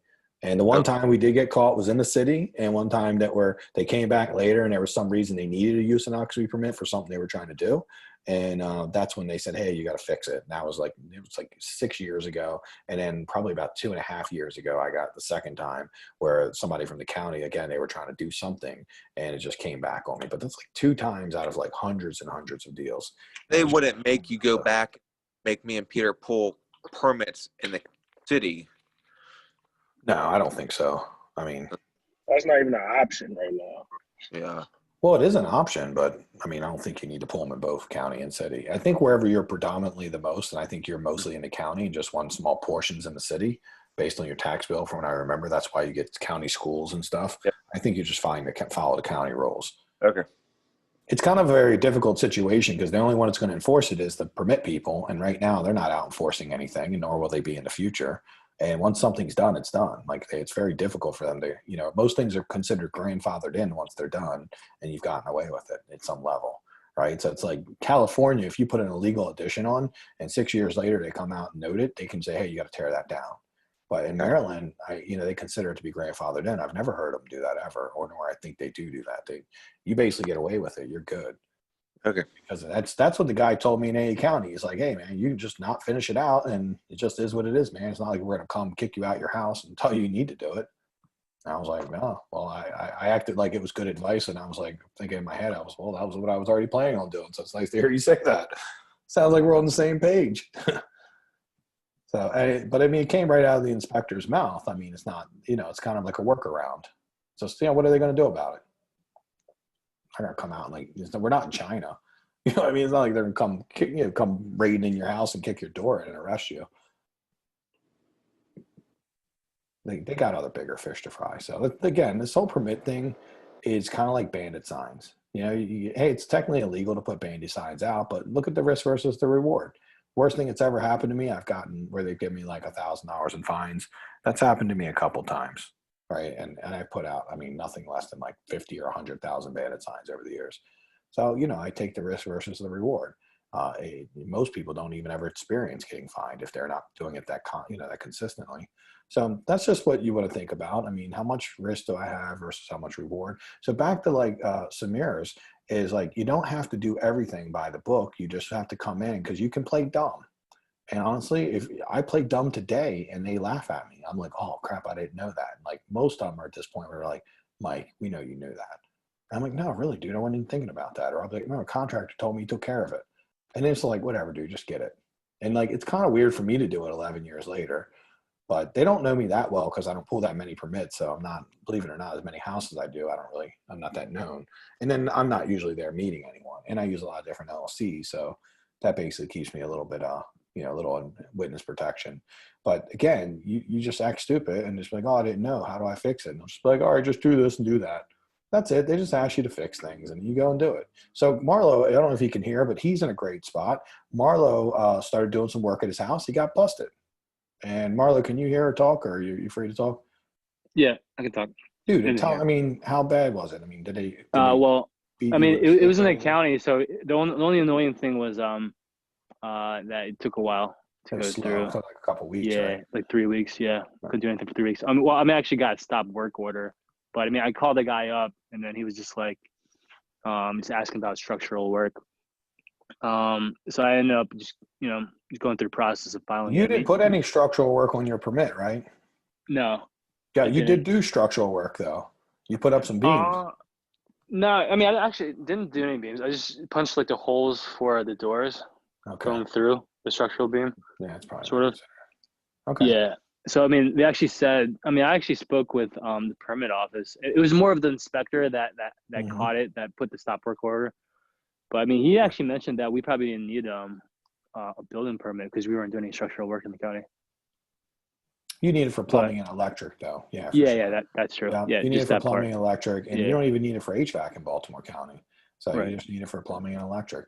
But the bottom line is that you just went and did it. Did they even find you? No fine. Yeah, so Yeah, they just as long gave as a they call stop them work up. order. I mean, just annoyed them. You had to stop for, and honestly, the 3 week thing, by the way, is only because of COVID. Normally, we'd Right. have like we had it happen in the city recently where we got busted, and we were up and running in like 6-7 days because we had to go get drawings. It was just a matter of getting Michelle to do drawings, getting Bobby to run the permit down. They approved it the same day. And in 6-7 days, we were back and all good to go. It didn't take long. Now in the county, if you get busted, it's going to take you 3-4 weeks. But here's the thing I want you to think about: if you do it with a permit, it's going to take you 3-4 weeks anyhow. It's no different, right? I mean, it's not like if you choose to do it, you're going to have the same consequence if you choose to do it than if you don't choose to do it. So this is why there's no real downside to taking the risk. Now, the only consequence you potentially could have that's above and beyond what you would have just doing it from the jump is you could get a $1,000 fine. That's it. So if all we're really talking about, the only difference between taking a shot and seeing if you can get away with it versus and getting caught versus just every single time getting caught because you're choosing to just give yourself up, then is that the $1,000 fine. That's it. That's the main difference. It's not any longer, any harder if you get caught versus if you put it in. It's all the same process. It's just someone saying, hey, man, you should have done that. Go do it. That's it. If you go do it, they're usually generally pleasant. They don't give you any problems. They just, they know most people aren't pulling permits. That's what they told me one time, and they got all butthurt. Man, they're just like, yeah, we're just tired of people need to pull permits. Why wouldn't you want to pull permits? You sell your house for a lot more, Mike. You should be pulling permits. What the guy told me. I was like, oh, yeah, man, I never thought of it like that. It's like, then I pulled permits for 6 months, and that was like a year ago, and now I'm testing it again. Actually, that inspector who busted me was being super hard, got moved. So now I just pull permits in his area because he knows me, not because I'm worried about him, just that he knows me and, I am on his radar. But that took 11 years to get on someone's radar. Like a lot of houses without permits. So you get, and I'm on one inspector's radar. That's it. Like there's like 50 of them, and there's all these different counties. So anyhow, yep. Does the base number include contingency money? Yes, it does, David. So remember, it includes everything. It includes the things that you don't need, things that you don't know you need. It's just all kind of in there, right? It's just, it's definitely like, it's like those cakes where you just put water in it, you just put it in the microwave and cook it. It's kind of like that. Don't be like, is there baking soda in there? Oh, did they put the flour and sugar? It's all in there. Just add the water and bake it. If you're baking a cake, then that matters. So think of this like the instant cake, and think of your line item as actually baking the cake and following a recipe. You want to make sure you have everything you need. This is if you start adding stuff to it or saying, you start saying, oh, well, let me put some baking soda to make sure, it's going to mess it up because it's already got everything in there. So yeah, it's got everything in it. Again, you've seen that the line item budget she's coming up with is like 85K right now. We're still weeding it down some, and it came up with 77. So it was like about 7K off. But, I don't think that's a huge difference for a house that big. So you're not using that, again, you're just using that as a quick little analyzer to know if you want to go take action or not. You're not going to use that as like, giving it to your hard money lender or anything. So anyhow, cool. Who else has some questions? I was to say, speaking Hey, about Mike. how, oh, Oh, no, go ahead. Go ahead, Samara.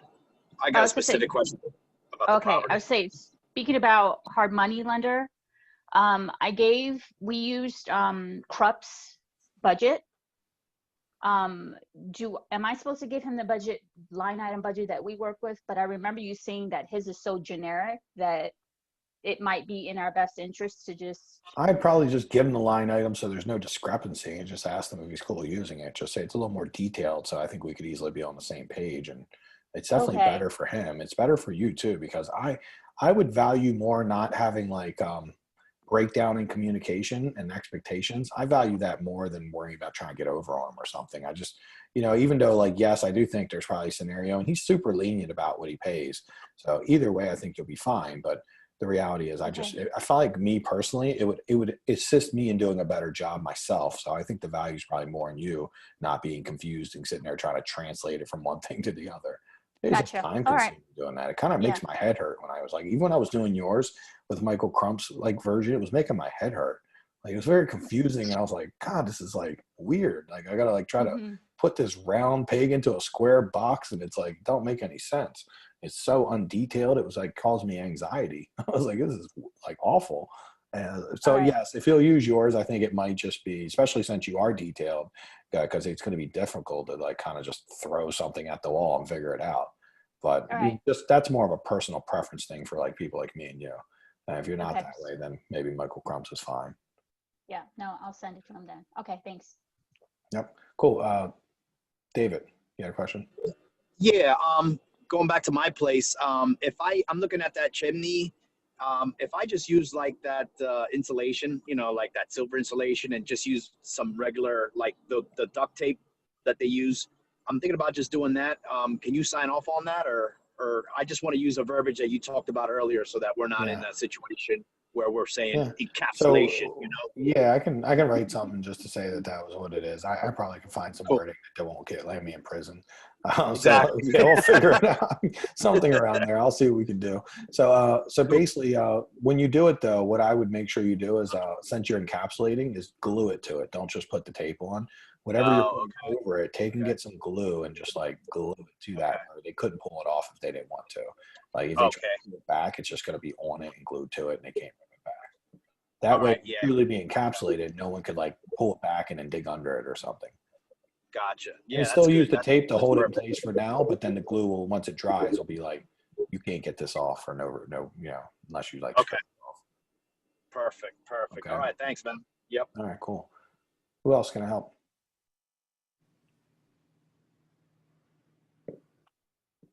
Any other questions? Oh, hey, Mike. Hey, Mama. Hey, for Arizona, I had a termite inspection on it, and actually termite treatment on it the other day. And then Jake was saying something about like one of the joists having some kind of like significant like damage. I probably want to get it taken a look at. Is that something I just get my carpenter take a look at? Yeah, and I mean, if it has damage, the main way to fix it is sister it. But once you've sistered it, it would be important to try to make it look nice, and do something to where if you are going to spray the ceiling black, it's going to kind of feel like it's fitting a general standard. When I have too much stuff to do like that, I'll actually put sheetrock on that one portion of the ceiling. Like if it's you know what I mean, I've literally done that. And people are like, why do you sheetrock one part, not the other? It's like, oh yeah, they started to sheetrock it. It is what it is. Because I don't want to have it in their face driving them crazy. Like, what is this? And I don't want them saying get a structural engineer. I'm just being more proactive by hiding it. Not saying it's done incorrectly. It's just people can't digest what is like common practice. Right? People expect like when they get a renovated house that it's going to be all new.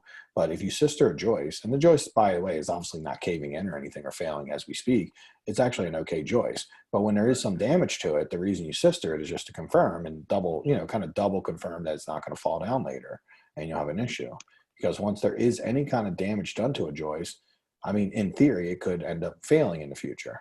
Right? And that's we kind of want to sister it, and that takes away and it actually like doubles the strength of it.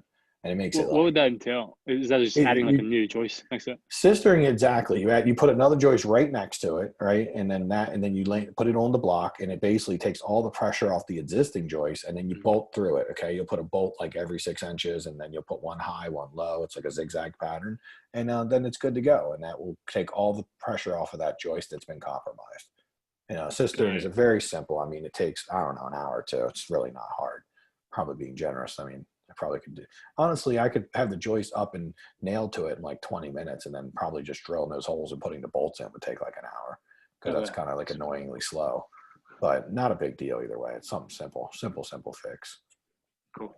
Sounds good. Yeah, if you have someone else working in there, it'd be an excellent time to take like the current framer or anyone, and then obviously throw that on and see if you can do it for an extra 100 or something. They probably do. They're going to charge you $1 million for it. If they do, let me know, because that's definitely not. I mean, I haven't seen it, but I'm assuming that's just a matter of sistering and joist would be very easy. All right, cool. Sounds good. That's like quick fix. Appreciate it. It's very quick. Yeah, it's very easy, very quick. It's just a matter of you just making sure you're not going to have problems in the future. Okay, cool. Hey, Mike. Yes. Hey, are you out of town? You're out of town this weekend? Yes, I am. Okay, gotcha. Just wondering if you're available, I guess, maybe early next week to help us punch out. Yep, I am. Okay. What day are you thinking? What you think? Monday is Monday good for you? I'll be back Monday, so it might work early. Okay.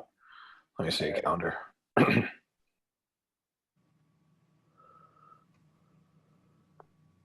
A settlement at 9:30. Wow. That's super early. So Monday I'd have to do like 7 a.m. probably.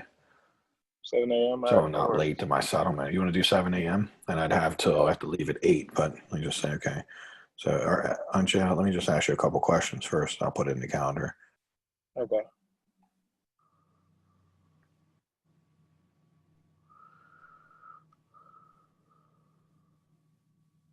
So, what is it you don't have done as we speak? Is carpet going to be done by Monday or any Carpet big is items? being done on Thursday.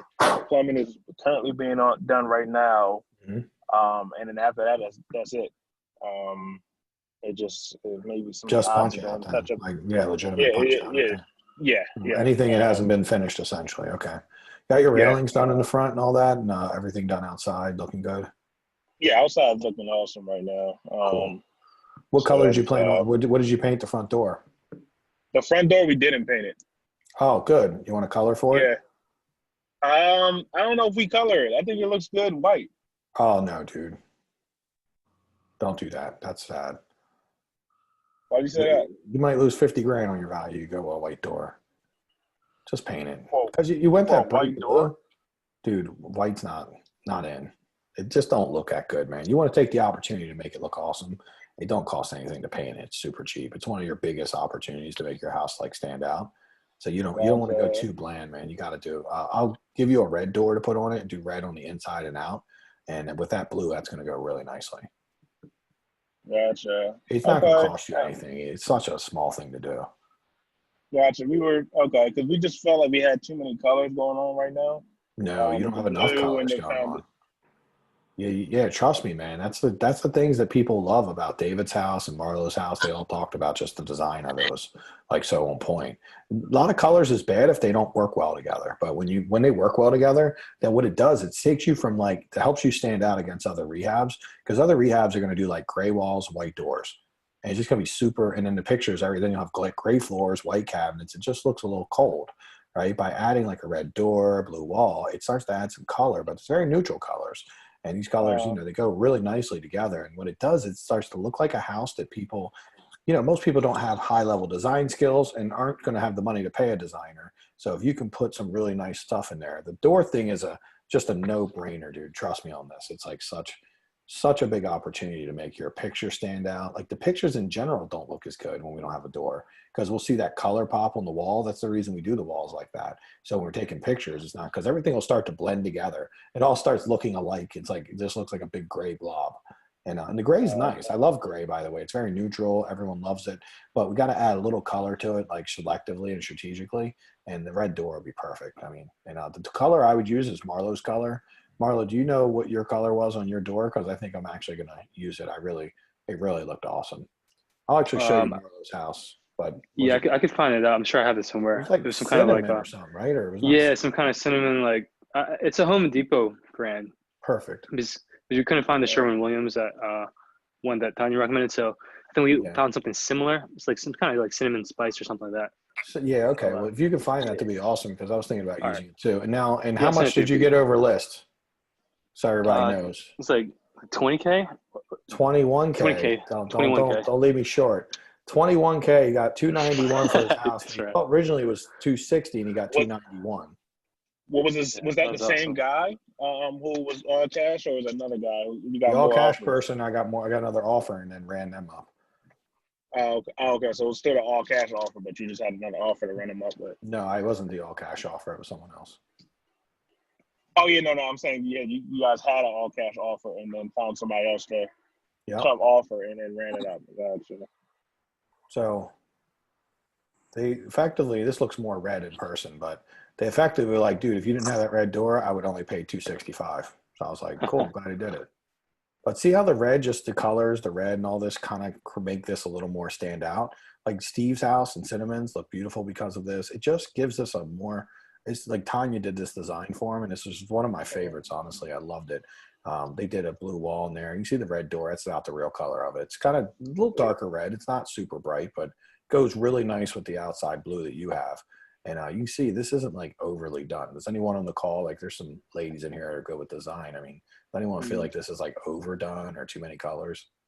It's overall, it's kind of like generally not even that, it's a little bit on the plain side, but They did, you can see the dining room, they painted the ceiling blue. It looks awesome. They put blue around the back door. This just puts a lot of color in this, man. You look at the pics come out nice because they're not just all gray and white. Right? It's a nice color mix. So this is very patriotic.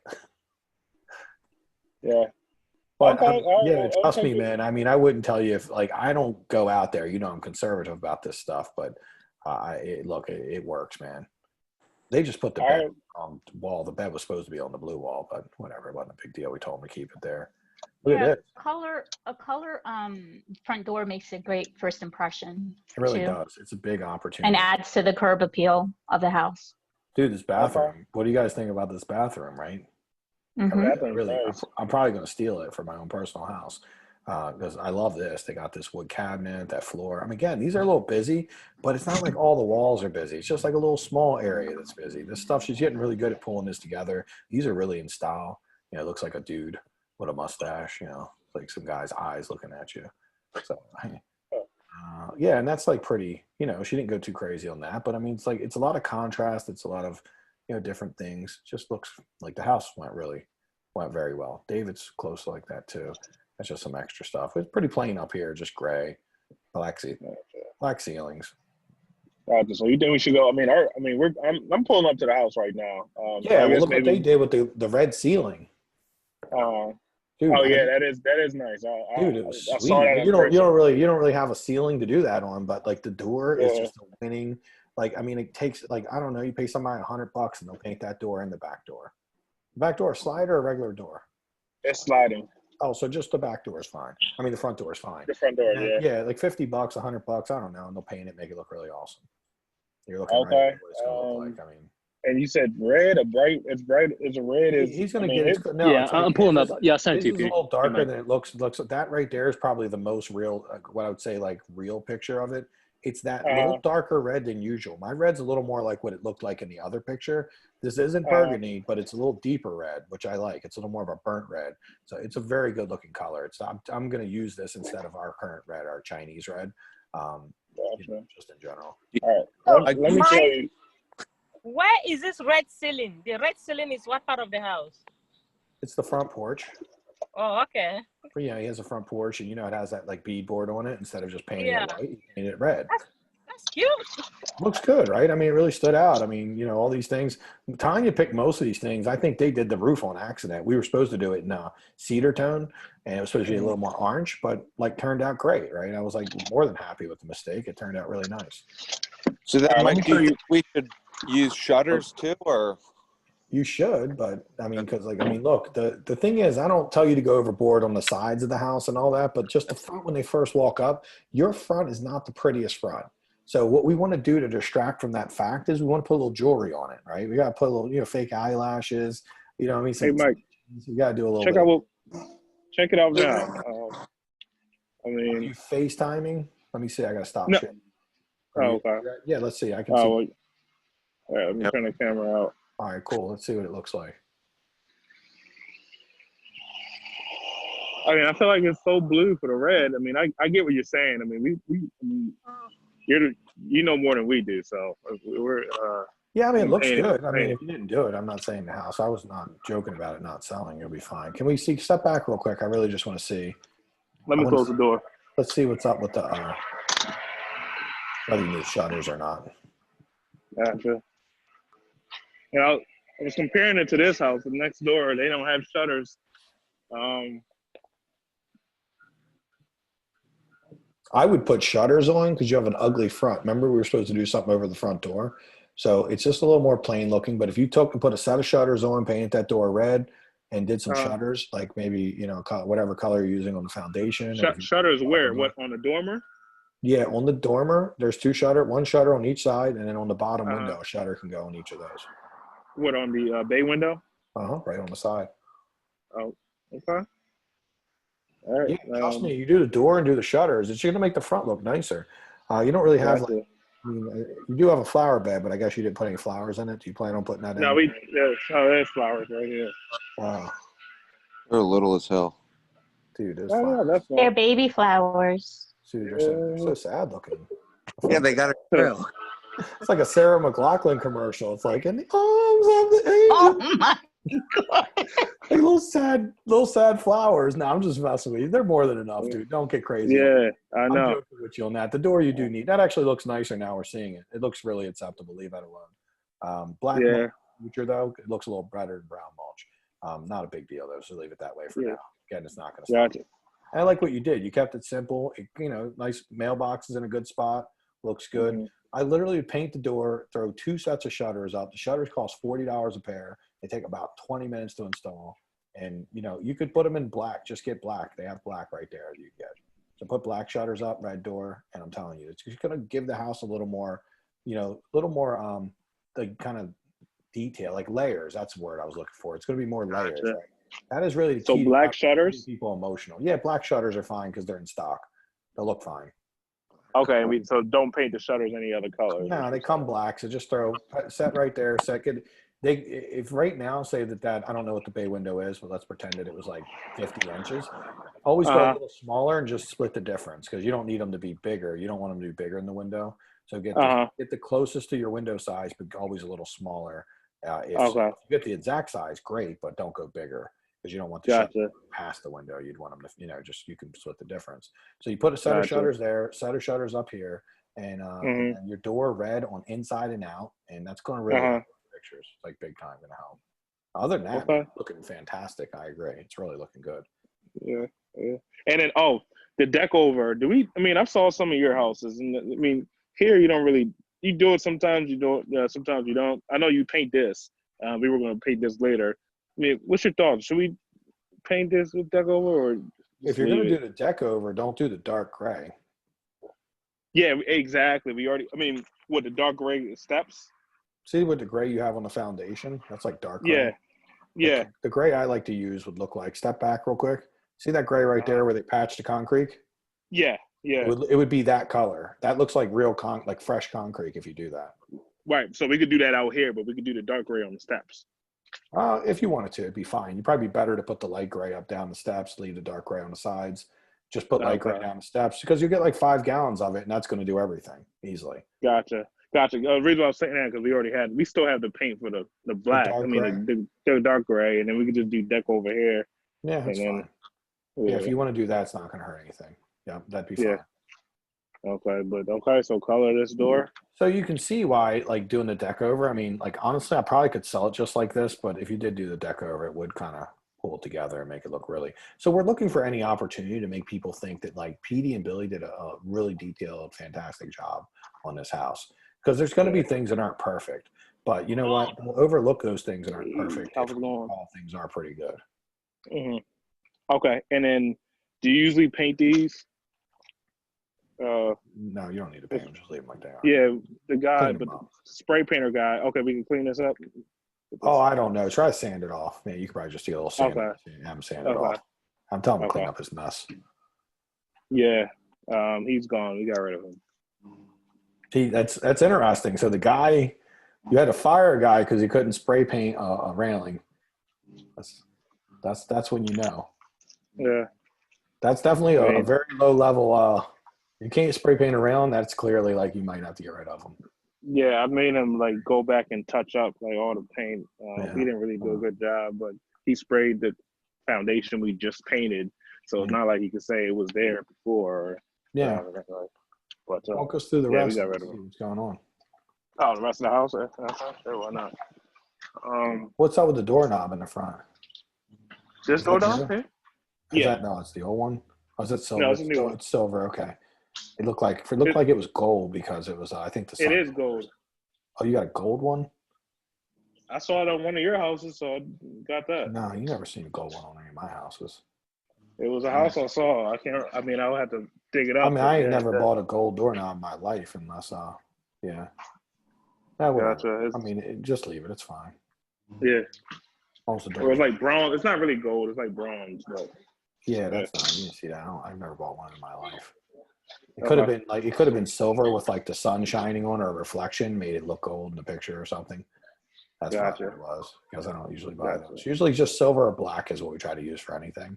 So we rarely ever do we do gold or bronze or anything. You might see me use it in my personal house But in order to do it correctly, it takes a lot of like thoughts because there's a lot of different types of silver. I mean, gold, like different. There's brushed gold, there's shiny gold, there's brushed brass, there's different patent brass. I mean, there's all these different like sheens and stuff, and they don't all look good. So, and also they're all way more expensive and usually special order. Like my God, you know, if you ever seen my house, I put it all together, but I spent a lot of money doing it, like a couple thousand extra bucks making it look nice. So I just, you know, when you're doing these, silver or flat black is the one. Don't use oil rub bronze. So it's either flat black or silver is the two you'd want to go with for anything. Knobs, anything like that. Okay. And it'll just keep it simple. You'll never go wrong if you're doing that. All right. Well, a little messy, but we still got the fridge out here, but we fixed that. We got the appliances, the brass. We got these silver handles. Yeah, they look good. The black. Oh, should we just keep them since we got, even though we got the black fixtures? No, it looks good, man. Silver and black go nice together. You know that you can interchange those a little bit. It's not a big deal. If you look at your black nozzle, right? Look at that. It has some black and silver in it, right? Or not just all black. No, it's got a little silver. All black. Is that silver on the? Yeah, it's got a little silver in it. So it's like right here, yeah, right there. And then the little things usually sometimes silver. I've seen them where we get them sometimes where they have like silver and black mixed. That's good. Silver and black go nicely together. Knobs and silver fine. Gotcha. What the heck is that? Just a pantry? This is like a coat closet. Yeah, so that was never in the design plan, I know for sure. Yeah, it wasn't. And that's where you went wrong. That's why all your stuff's not fitting. Well, no, this was already there. This was already there. This wall was already here. We just, since we had this was part of the bedroom. Yeah, but what I'm saying is, it doesn't matter if it was already there. If there was a design plan that had that torn out and opened up. So no, we couldn't get rid of it. The chimney is right here. Oh, I hear we weren't getting rid of the chimney. Got it. Okay. So that was already there. That was just going to stay. So that wasn't the design then. Yeah, that was just, we just made the best of what we could have. All right, yeah. So you're good. You just need to make sure before you let anybody finish the cabinets in the future that they all fit. Marlo had the same problem he was telling me. So yeah, it all looks good, man. I mean, you know, you just got to tighten everything up. Get it as cleaned up as possible for when I come there. Make sure there's lines installed. Like final cleanup, or no, just all your junk out of there. Get the trash out of the house. Obviously, that's first step. Get all the trash out of the house. Get all your appliances installed. You know, major stuff done the best of your ability. That way, when I'm punching out, I want to make sure it's not like a ton of stuff to do. Carpet's going in. Good. Looks like you got a lot of extra wood or something. You don't need our drive, like, do you? For the punch, I mean, that's end of the right. What was the question? The drive. You don't need that painted before you get there. No, that's fine. Yep, that looks good. We got some of this trimmed out. I guess I don't know where the plumber went. Hey, Petey. Hey, go back to your wall real quick. I want to show Sam. She didn't see it. The tile with the vanity was. I thought Peter was yelling at the plumber saying, "Go back to the wall." Oh no, where the vanity are, the lights. Yeah, that one. Right here. That's nice. Yeah, that'll likely be in yours. Okay, cool. That's take note of it. That's a very cheap thing you can do. That does, I mean, it costs a couple $100, but it does make the backsplash of the double vanity, and it really is practical. But we don't do it because it's practical. We do it because it looks awesome. It looks nice. Again, it's another layer of interest.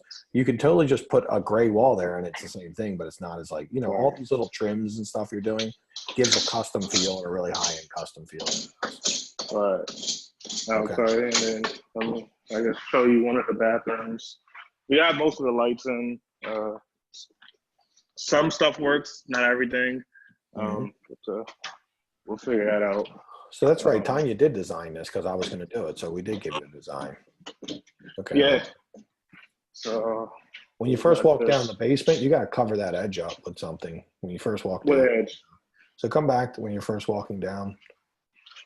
So you're right. Look to the left. Well, that because we need something around that, like some trim or something. You talking about this right here? Now I'm talking about around the door. Okay. You would know the door you just were at. The side door. This door? Oh, the side door. Is there trim around it, or what's going on? It just needs to be cleaned up a little. Okay. Yeah. Just gotta clean up that a little bit, and that, you know, that needs to be painted. So you might just paint it red. Okay. Yeah. Now right here, stop here and look to the left, right there. That's right here. Right there, how you can see behind there. We got to do something about that. Some spray foam, something over it, at least paint it gray or something, or whatever the wall color is, maybe just even paint it gray Paint can make this it gray. blend in general. Yeah. Cause you like walk down the step, the first thing you see is like a loose piece of wood. So spray foam between that crack. And then when you're done drying, then just paint it gray so it blends in. It'll blend in if you Gotcha. don't see the raw wood. Why is Okay. that exposed? What is that? It's just because his steps, when you walk down, it kind of needs to stay like exposed because he didn't have the space to finish it. And Yeah. all those pipes and everything, spray them gray too. Spray everything gray and make it all blend in. That makes This sense. is gray. That's gray. That's gray. But look up top. Look at that. Some of it's gray, some ain't. Like the stuff that ain't Gotcha. gray right there. All that's not gray. So we want all this to be gray? You want everything to blend in, so get it all gray so it blends in. You don't want to be seeing like raw that wood. Couldn't be finishable space, you said? It cannot be because of the space. You'd have to be there to see what we're talking about. But Okay. the landing when you come down is super tight. Gotcha. So we kind of had to leave it unfinished to make it work. Gotcha. Yeah. Normally we would just finish over it. That is the way to normally do it. We just had to make an executive decision. And then here's the bathrooms. Nice. You got one of those new vanities. Nice job. I like that. Yeah, we got screwed on it though because it's a single bowl or a single hole, and they're expensive. No, they're not expensive. What do you mean? I could find one. Go right on Amazon. You can get one all day for $40 or something. Oh yeah, I mean, I went to Home Depot and got them for like $50 or. Well, that's not that. You got a good looking vanity. That's not made out because believe me, good looking vanity is what you want. That's a nice looking vanity. Gotcha. Okay. All right. Well, then that's not bad. But yeah, no, we are roughly done. Here's upstairs, similar design. Sweet. Looks really good. Yeah. I mean, it's turning out very nice. I mean, it's a very good looking design. Now, let me tell you why the wood looks good in there. Because remember we were talking about having contrast. The wood, all the gray and the black and all that, it's a little bit manly. You put the wood in, it warms it up quite a bit. And the blue wall. Red door, just put a little color in. Yeah, and that's what I was thinking because we didn't do it with the floors like you said to do. Mm-hmm. So it made sense to do it with the brown. You got to get some like natural wood in there in order not to look like a prison. Right. Right. Yeah, this is the room. But yeah, we went with the Stevenson's, their light design. Yep, that's pretty cool. That's not cool. It's money flushed down the toilet. Hey, Mike. It is though. You don't want to buy that light. That light's way more expensive. No, it's not. How much it cost? We paid $20. $20 each? Yeah. So it's double the price of what a normal light. You paid $10? Yeah, it's just 2 for $20. So you can get 4 for $30. Oh, I didn't see. I saw them for $20 at Home Depot. Well, if you look at the light that's on there, there's a SKU number for it. It's either 4 for $30 or 2 for $22 or something like that. It's like $11. I mean, it looks good, but it doesn't fit the design, by the way. It's not the right design. It's a very modern looking, right? Or it looks either modern or it looks retro, like the 50s diner, right? That's the design. You don't really have that design, right? You have the colonial design where it's a little more classic, and it's a mix match for the design, and you're paying more for it. So the mix match, that's not a big deal. It's totally fine. Like no one cares, right? You're not going to be like, oh, I hate that. I'm not buying the house. But it's the extra money plus the mix match makes it like something I wouldn't pick. Just because the ones we buy for 2 for $22, you spray them black, they look really nice, and they go really nice with the house, and it gives an opportunity to kind of like look like you spent too much money. Those will look nice too. A little bit of a mix match of the design. Gotcha. Okay. Every little thing like that is very meaningless by itself, if that makes sense. Like that light is a very meaningless choice, and it really won't make a big difference in the overall sale of the house. Where it becomes an issue is when if you open the door and you start doing it too many times, then it becomes very meaningless in the grand scheme of very meaningful in the grand scheme of things when you've done it 7 or 8 times. Because now it'll take and just pull a little bit away from the fact that like the place is just insanely put together well. We want everything to match. We want everything to work, really fit. Because it doesn't cost any more money to do that, right? It really is just a choice. And you'll still sell either way, but we never know if we start to get too far off the, really taking care of things and keeping them sharp, whether it'll actually affect the overall value of the house and the overall emotional value, not the actual logical value, but someone coming in and saying, I got to pay, I have to have this house. And I want you to think about it. I want to use Dave and Marlo because they're like in the last week. Dave's deal, we had the next highest offer, like 285, 282. That was all I could get people up to. There was one person emotionally is like, my children want to grow up here. And like everything was put together very well. He did a great job of punching it out, and just a beautiful home, right? He had a lot of things beautiful in his house, and they paid more because of it. Marlowe's house, we had like 3 or 4 offers, not as many offers as usual and not as many showings as usual, but he did get more. But there was one person in the group, everyone was like 275 is the highest number. And there's one person's like, we want this house. We don't want to lose it. What is it going to take? It's always finding, if you can do all these things to make things emotional, you don't want to lose your opportunity to emotionally make somebody be like, this house is so freaking awesome. And it's all these little extra things like the box trim, the blue walls, the colored door. These come together to make people like, it's a little more vibrant. It's a little more, well thought out, and it's done well. Now, if you're doing this on your own, I recommend you go gray walls and white doors, because me and Tanya tested this across like 15 houses before we got it right. And so she's putting this together. She's running it by me, and I've got years and years of experience. I've worked with designers. I had to learn a lot of stuff you do, you don't do. Even me talking about like the overall theme of the house is something that I didn't understand until 4 years ago. I would constantly mix themes. And again, nobody's going to come in and be like, they mix themes, right? They're not going to know. But in their heart, like just be that little bit that makes them hesitate a little bit. Don't, maybe they go to 280 instead of 290. Like it's all we need, like one thing to make them hesitate. So that's why we want everything to be very vibrant. We want it to be not neutral enough, which I think your houses are very neutral. People obviously love them. So your house is great, man. I think the only thing that could potentially make it like sit on the market for 18 months would be not having a red door. So that's it. So, all right. Well, I guess we'll get a sit on the market for 18 months. It's your choice. Gotcha. What do you think about this light? I mean, Dude, it's great. I mean, it fits the house, right? It's a little older looking, but it does fit the house. Yeah. What you're doing. Yeah, that was the plan. Cheap, we wanted right? to make. Yeah, it was like $50. Yeah, we wanted to. Very good price. We wanted to fit. Where's it hanging though? Just out of curiosity, is that the dining room right there?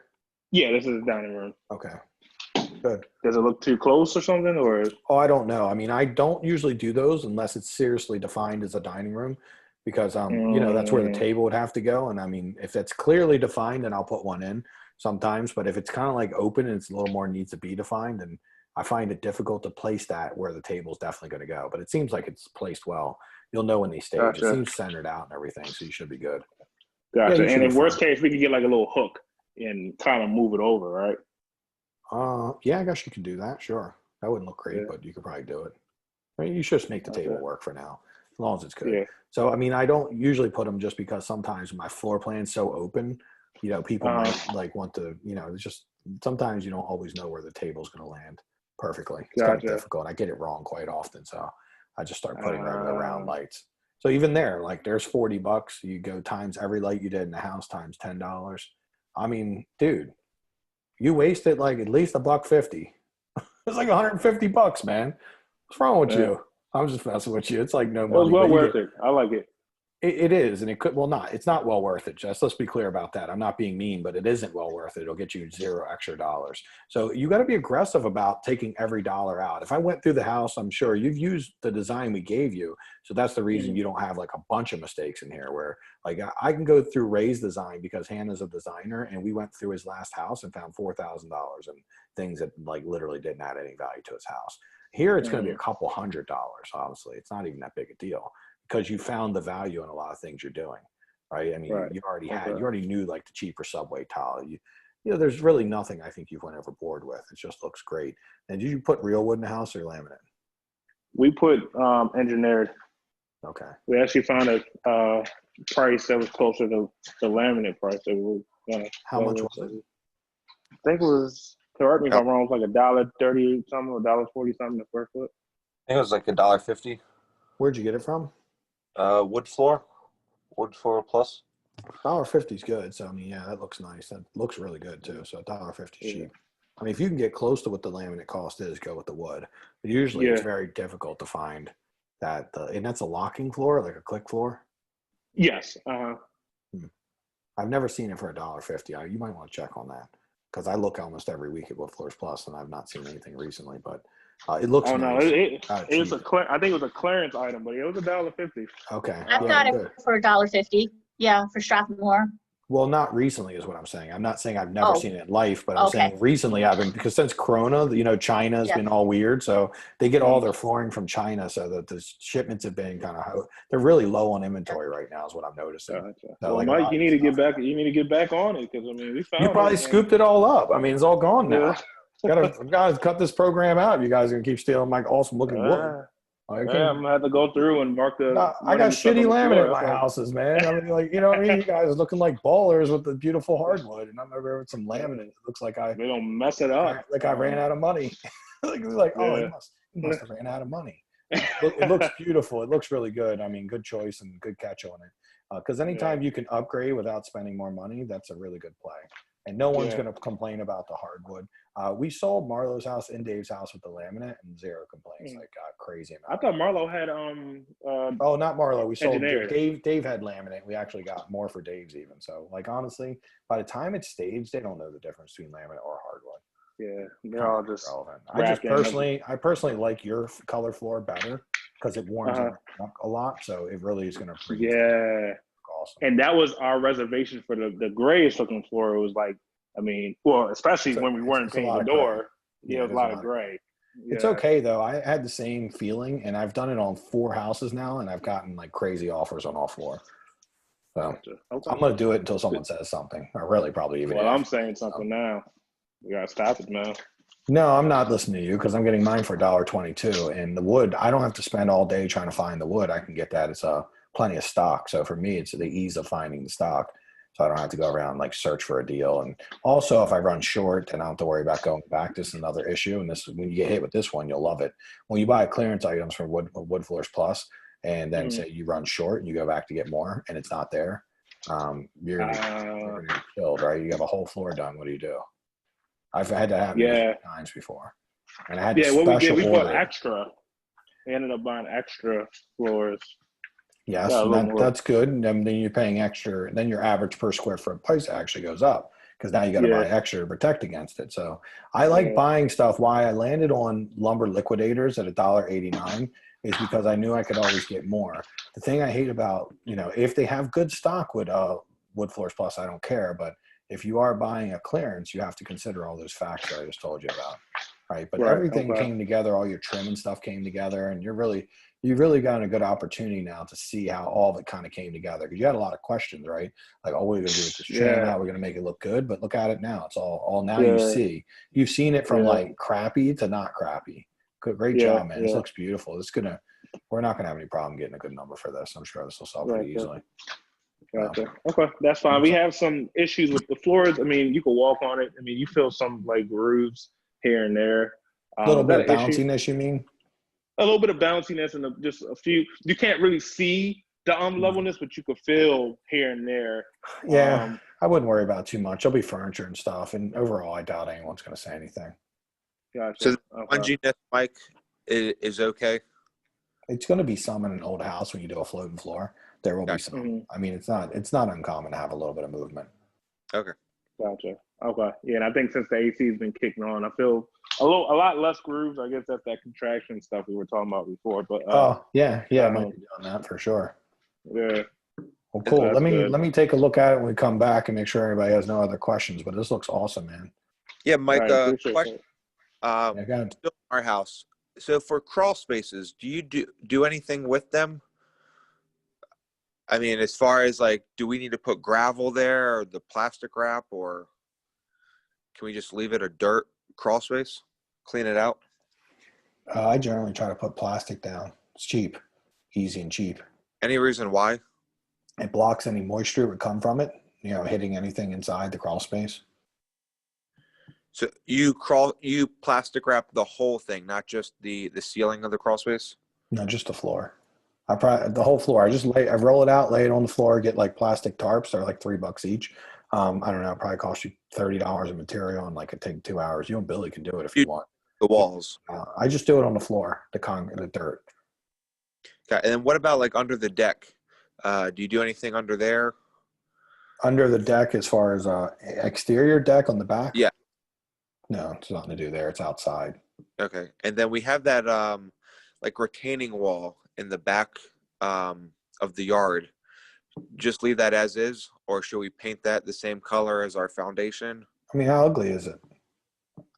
I don't know, but from a value standpoint, it's Not going to hurt anything as long as it's not super ugly. I mean, yeah, it's. I think it's just a retaining wall from the slope of the ground. that's probably fine. I don't know. As long as it don't look like it's falling over, it's really ugly or anything, then leave it alone. That works. I know it's not tall. I Okay. remember it was just Oh, like can you 2 see foot from or my screen, something. Mike? Oh yeah, leave that alone. That looks fine. Yeah, I think we leave it. Yeah, I wouldn't mess with that. So, That's do we not paint these doors too? Is what you're saying? No, if you want to leave it as white, go ahead, man. Okay. All right. It's okay. Just paint the front door. Really, that's it. That's not a big deal. Not a big commitment. Gotcha. You're gonna have to paint that side door, so you might just paint that red too. Gotcha. What about the cross doors? Should we just leave that wood? Sorry to keep bombarding you with these little questions, but if you're coming out, which one? Gray, I guess. Well, you're coming out, but I can show you. Just whatever you guys pick. Dealer's choice. Yeah. Not that important. The front door is important, right? The side little panel doors, you guys can get your groove on. Do whatever you want, man. It's okay. You know, I mean, just one of the colors you've already picked. The gray's fine. White's fine. Right? Any of those colors would be fine. Gotcha. Okay. I think my guys don't really paint them the gray usually, especially if you have that gray left over. Because you were like, I still have some left over. I paint them whatever I have left over, and it'll be fine. No one will complain. Just the front door is one of those things. First impressions, right? We want to make sure the front, we kind of come up to that, and it's really nice. Yep. Gotcha. But people won't pay attention to anything once they get up past that. Okay, looks good, man. Let me. Anybody else have any questions I can help with before we run out of time? I had 2 questions actually. So I just wanted to touch on design. So, eventually we won't be in a group anymore. So how do we just like nail design? And you just mentioned that Hannah, designer, and her and Ray been flipping houses for years, and they're still kind of not getting that design together. Like you said, you went through it. You could say 4K. So how do we kind of narrow that down so we're not making those kind of mistakes and doing what we need to? Second opinion. I mean, I don't know. I mean, honestly, I get Tanya to look at it with me so that I don't miss things. So you just have to have a second opinion, really, if you want to get it perfect. Because having I for years, and I'm telling you when I say years, I did this for 4 years. I paid a designer like $800 a house, and they came to every house and looked at it with me. And they just helped me kind of dial it in. And even though they just make sure I didn't miss things. It wasn't like every house was original. They just were kind of making sure that the layout, they were, second set of very, important eyes. She had great design. She was very good at it. The only reason I stopped using her, honestly, she got busy. She got real busy and got kind of like popular and busy. And she just often would take too long to get her in. I guess it wasn't the $800 because in the grand scheme of things, she would often save me way more than that. But she got so busy, sometimes I'd be like, hey, can you come check the house out next week? And she's like, I'm 3 weeks out. And I'm like, well, shit, I'll be half in it by then. So I just, that forced me to figure it out on my own. And since then, that was probably about 5 years ago, she spent 4 years basically training me and teaching me. So Tanya, now I'm doing the same thing with her and training her. So you just get better at it. I mean, look, you guys did your own design. It wasn't like it was a nightmare or anything. It turned out fine. We sold the house. This is just improving every house, paying attention, getting really, getting the stuff like looking good. And honestly, long term, if you really want to nail it, then take time, like put a lot of time and get outside opinion of someone who actually knows what they're talking about. So a designer's fine. You can hire Tanya, if you're in the group, then talk to me, obviously, while you're in the group, make sure that, you're getting feedback on all that. And that really is what it comes down to. But I didn't learn it overnight. I mean, that's the thing I think we all believe, like we can just take a weekend course and learn design, or, Katie had been doing it 20 years, the lady who was helping me, and she was really good at doing, she did a lot of flips and a lot of builder stuff. So she was actually very good at working with investors versus homeowners. So was very practical in the way she thought. So she would, not use stuff that was insanely expensive, knowing that I wouldn't approve it anyhow. So she was good at figuring that out. And that was probably the big thing I learned from her, how to take like $1.50 towel and make it look nicer. But Tanya, I'm even her second set of eyes. So she don't just do it. Like she does it and says, here's what I think. And then I look over it and we study the market. She spent 3 hours yesterday just studying the market in that area and seeing what people are doing. Not that like she couldn't just take a quick shot at it and get it pretty awesome, but by taking the extra time, she's going to make sure she don't miss anything. It's really important, right? It's really important because we want people to come through and be like, oh, nice. Right. Okay. Right. We want them not to feel like, we don't want subconsciously anyone to feel like things are out of order or like not perfect, because it might take the emotional and get people logical. Now, if someone sees something that's out of line, like say they don't like a light or something, or they think it's like a, maybe a different theme to the design. You know what they're going to do, Steve? They're going to say, no, that's not a big deal. It's just a light. Right. Right. But think about what it just did. It just shifted them from being like, dreaming and thinking in their emotional, space. And it took them to a logical space. We don't want people buying our houses logically. Logically, they will pay what we want and they'll be like, here's full price. Maybe here's even 5 to 10K more. People don't buy things for 30K more logically. They buy with their heart for 30K more, right? That's when the logic's been thrown out the window. Like, it's like, dude, it's like a divorce getting ready to happen if you don't give me this house. Like, we were all good, but if you don't chalk up that extra 20K, this ain't going to happen. Like, you know what I'm saying? Like, what is it even? 20K is like nothing, really. With the payment on 20K is an extra $100 a month, $150 a month to have your home, your dream home. Like, if they're thinking that way and they're not logically put in a logical space, then they will pay. Like, open checkbook. So that's the main reason we get so picky about it. I have not been that picky. I'm just going to be upfront before Tanya. I just wasn't that picky about it. I would probably say everything you're doing and everyone else in the group is doing, I just figured things out to be a little inconsistent, and my house is still sold.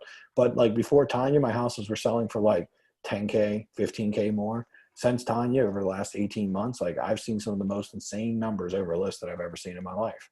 And that's been created because I get a second opinion now. Even though I think I'm really smart at this stuff, I get someone else testing me and pushing me through the ringer a little bit, like saying, hey, I don't know about that. What about this? You need that, right? We need that balance in everything we do so we don't get out of line. So that's the best way to do it. You got to get a second opinion. Tanya, whether you're in the group or not, she probably is always available to anyone who's been in the group and, and been a big part of the group like you and Cinnamon are. So you can always do that. Or you and Cinnamon just could have a back and forth. And honestly, like the reason I threw into design with your house on Webster's, because it really does matter there. Right. But, most of the house you're doing, if you get it at an 8 versus a 10, it'll still sell. And you probably still get a good offer. It's just, I look at it like this, man. I want to get everything perfectly in balance. I want the house to be perfect. If I can get this whole thing like an ecosystem, like one little thing disappears and the ecosystem gets out of balance. So I just don't like to mess around, right? If I could nail every little aspect of this, then I know that it could get me an extra 10 or 15K. Great example. Michael Chow was talking to him earlier, and he was telling me about how we had this talk a couple of weeks ago because he was like, oh, we're doing really good. We're getting like 20K, 30K over list. And I'm like, that's good, man. But what could you get 50? And he's like, oh, no, I don't think so. I'm like, well, can you try something for me?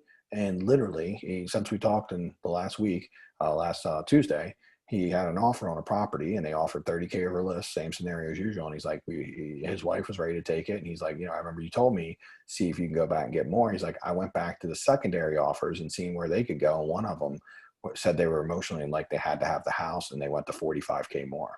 It was like an 8-minute phone call and they got $15,000 more. They were able to get that money because like they were emotionally in love with the house, because him and his wife do the same thing, right? They took the extra time, really nailed the design, priced well. They got those people in that juiced up emotional environment of like competing. So it's like the competition, the house being beautiful. We start thinking like, we got to have this, man. We will pay for stuff we have to have.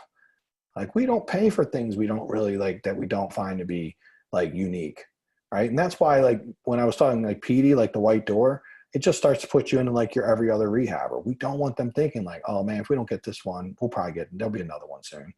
We want them looking and saying, oh, this is different and better than any other flip I've seen. And if we don't get it now, we will never get one like it. Right. That's how it has to be scarcity.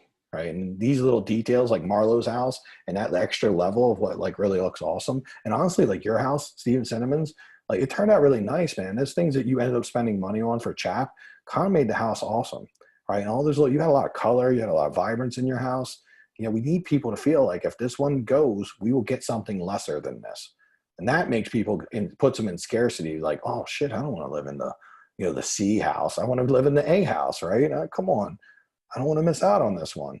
So yeah, if we just do gray, white floors, throw some hardwood down, some basic cabinets, it's going to look awesome. People will buy it, but it's that stepping it up a little bit will get people going insane, and it'll get people really in the scarcity. And you're creating a very strong emotional like environment that's going to really cause you to make a lot more money as a flipper. I constantly see people that are like just doing well as a flipper, making 20, 30K. And I'm like, dude, join my program and I can help you like double that without you changing very much at all. like, you know, done 100 flips, and I'm just like, you're losing so much money. It's insane. Yeah, it makes sense. Some join, some don't. And I'm like, whatever, I don't care. I don't want, especially if they're local, I don't really care unless, you know, they want to be part of the group. Great. If not, that's fine too. So it makes sense. I mean, that's the high level of it. So long term, you just, you know, experience is going to help you is the biggest answer. You will get good with experience and, you know, some houses under your belt. And until you feel like you have that experience, then just don't be cheap. I mean, I'm not. I mean, when I say that, I don't want you paying your electrician $9,000. I want you to pay him $5,000. You know what I'm saying? But then don't be like, oh, I paid my electrician $6,000, but I can't give like a second opinion for $500 to get Tanya to come through and look at everything. Like, that's all she charges for that. I don't know if she'll do that forever, but dude, she puts a lot of time into it, and just that energy and that second set of eyes. It's like insane. And she does it for people in the group. But I mean, obviously, you know, one day when you're not in a group, it's not like we don't know each other anymore and I'm going to unfriend you from Facebook. So, you know what I'm saying? You ain't got to worry about that, man. We're all good. So, okay, cool. You know what I mean? So we'll be all good. Right. So anyhow, that would be my best opinion. That's how I handled it. And my money went up once I started doing it that way. Cool. No, it makes sense. And then second question, Mike. We need to get our insurance, builder's risk. Okay. We're gonna put it in the LLC that we're buying, right? Yes. It won't be okay. Cool. And you're calling Moran Insurance? Is that who you used before? Yeah, we're going through Brandon again. Yep. You probably want to get on it. It's Tuesday and you're settling tomorrow, so it's probably time. Yeah, she actually emailed him this morning, so he just needs the LLC name. So what is that again, Mike? You know, it's on the HUD, right? It should be on the HUD, yes. Or in your assignment contract, because I don't know, because I created it just for that deal. I'd have to go confirm with Tanya. Okay. All right, we'll look. Thanks, Mike. Cool. Awesome. Well, we're pretty late, so thank you guys. Some good stuff. I will be back on at 6:30, and we're going to go over some deal analyzation, some different tools. We'll go a little deeper in at 6:30 for everything we were supposed to do this morning. But I've seen a lot of the old school people who've been doing stuff, so I wanted to just make sure. So this will be our project management, and then we're going to do a little bit of deal analyzing this evening. I'll have some deals to go over and everything. Okay. Everyone have a good day. I'll see you guys later if you can make it. If not, we'll talk soon. See you, everyone. Great. Thanks, Mike. Thanks.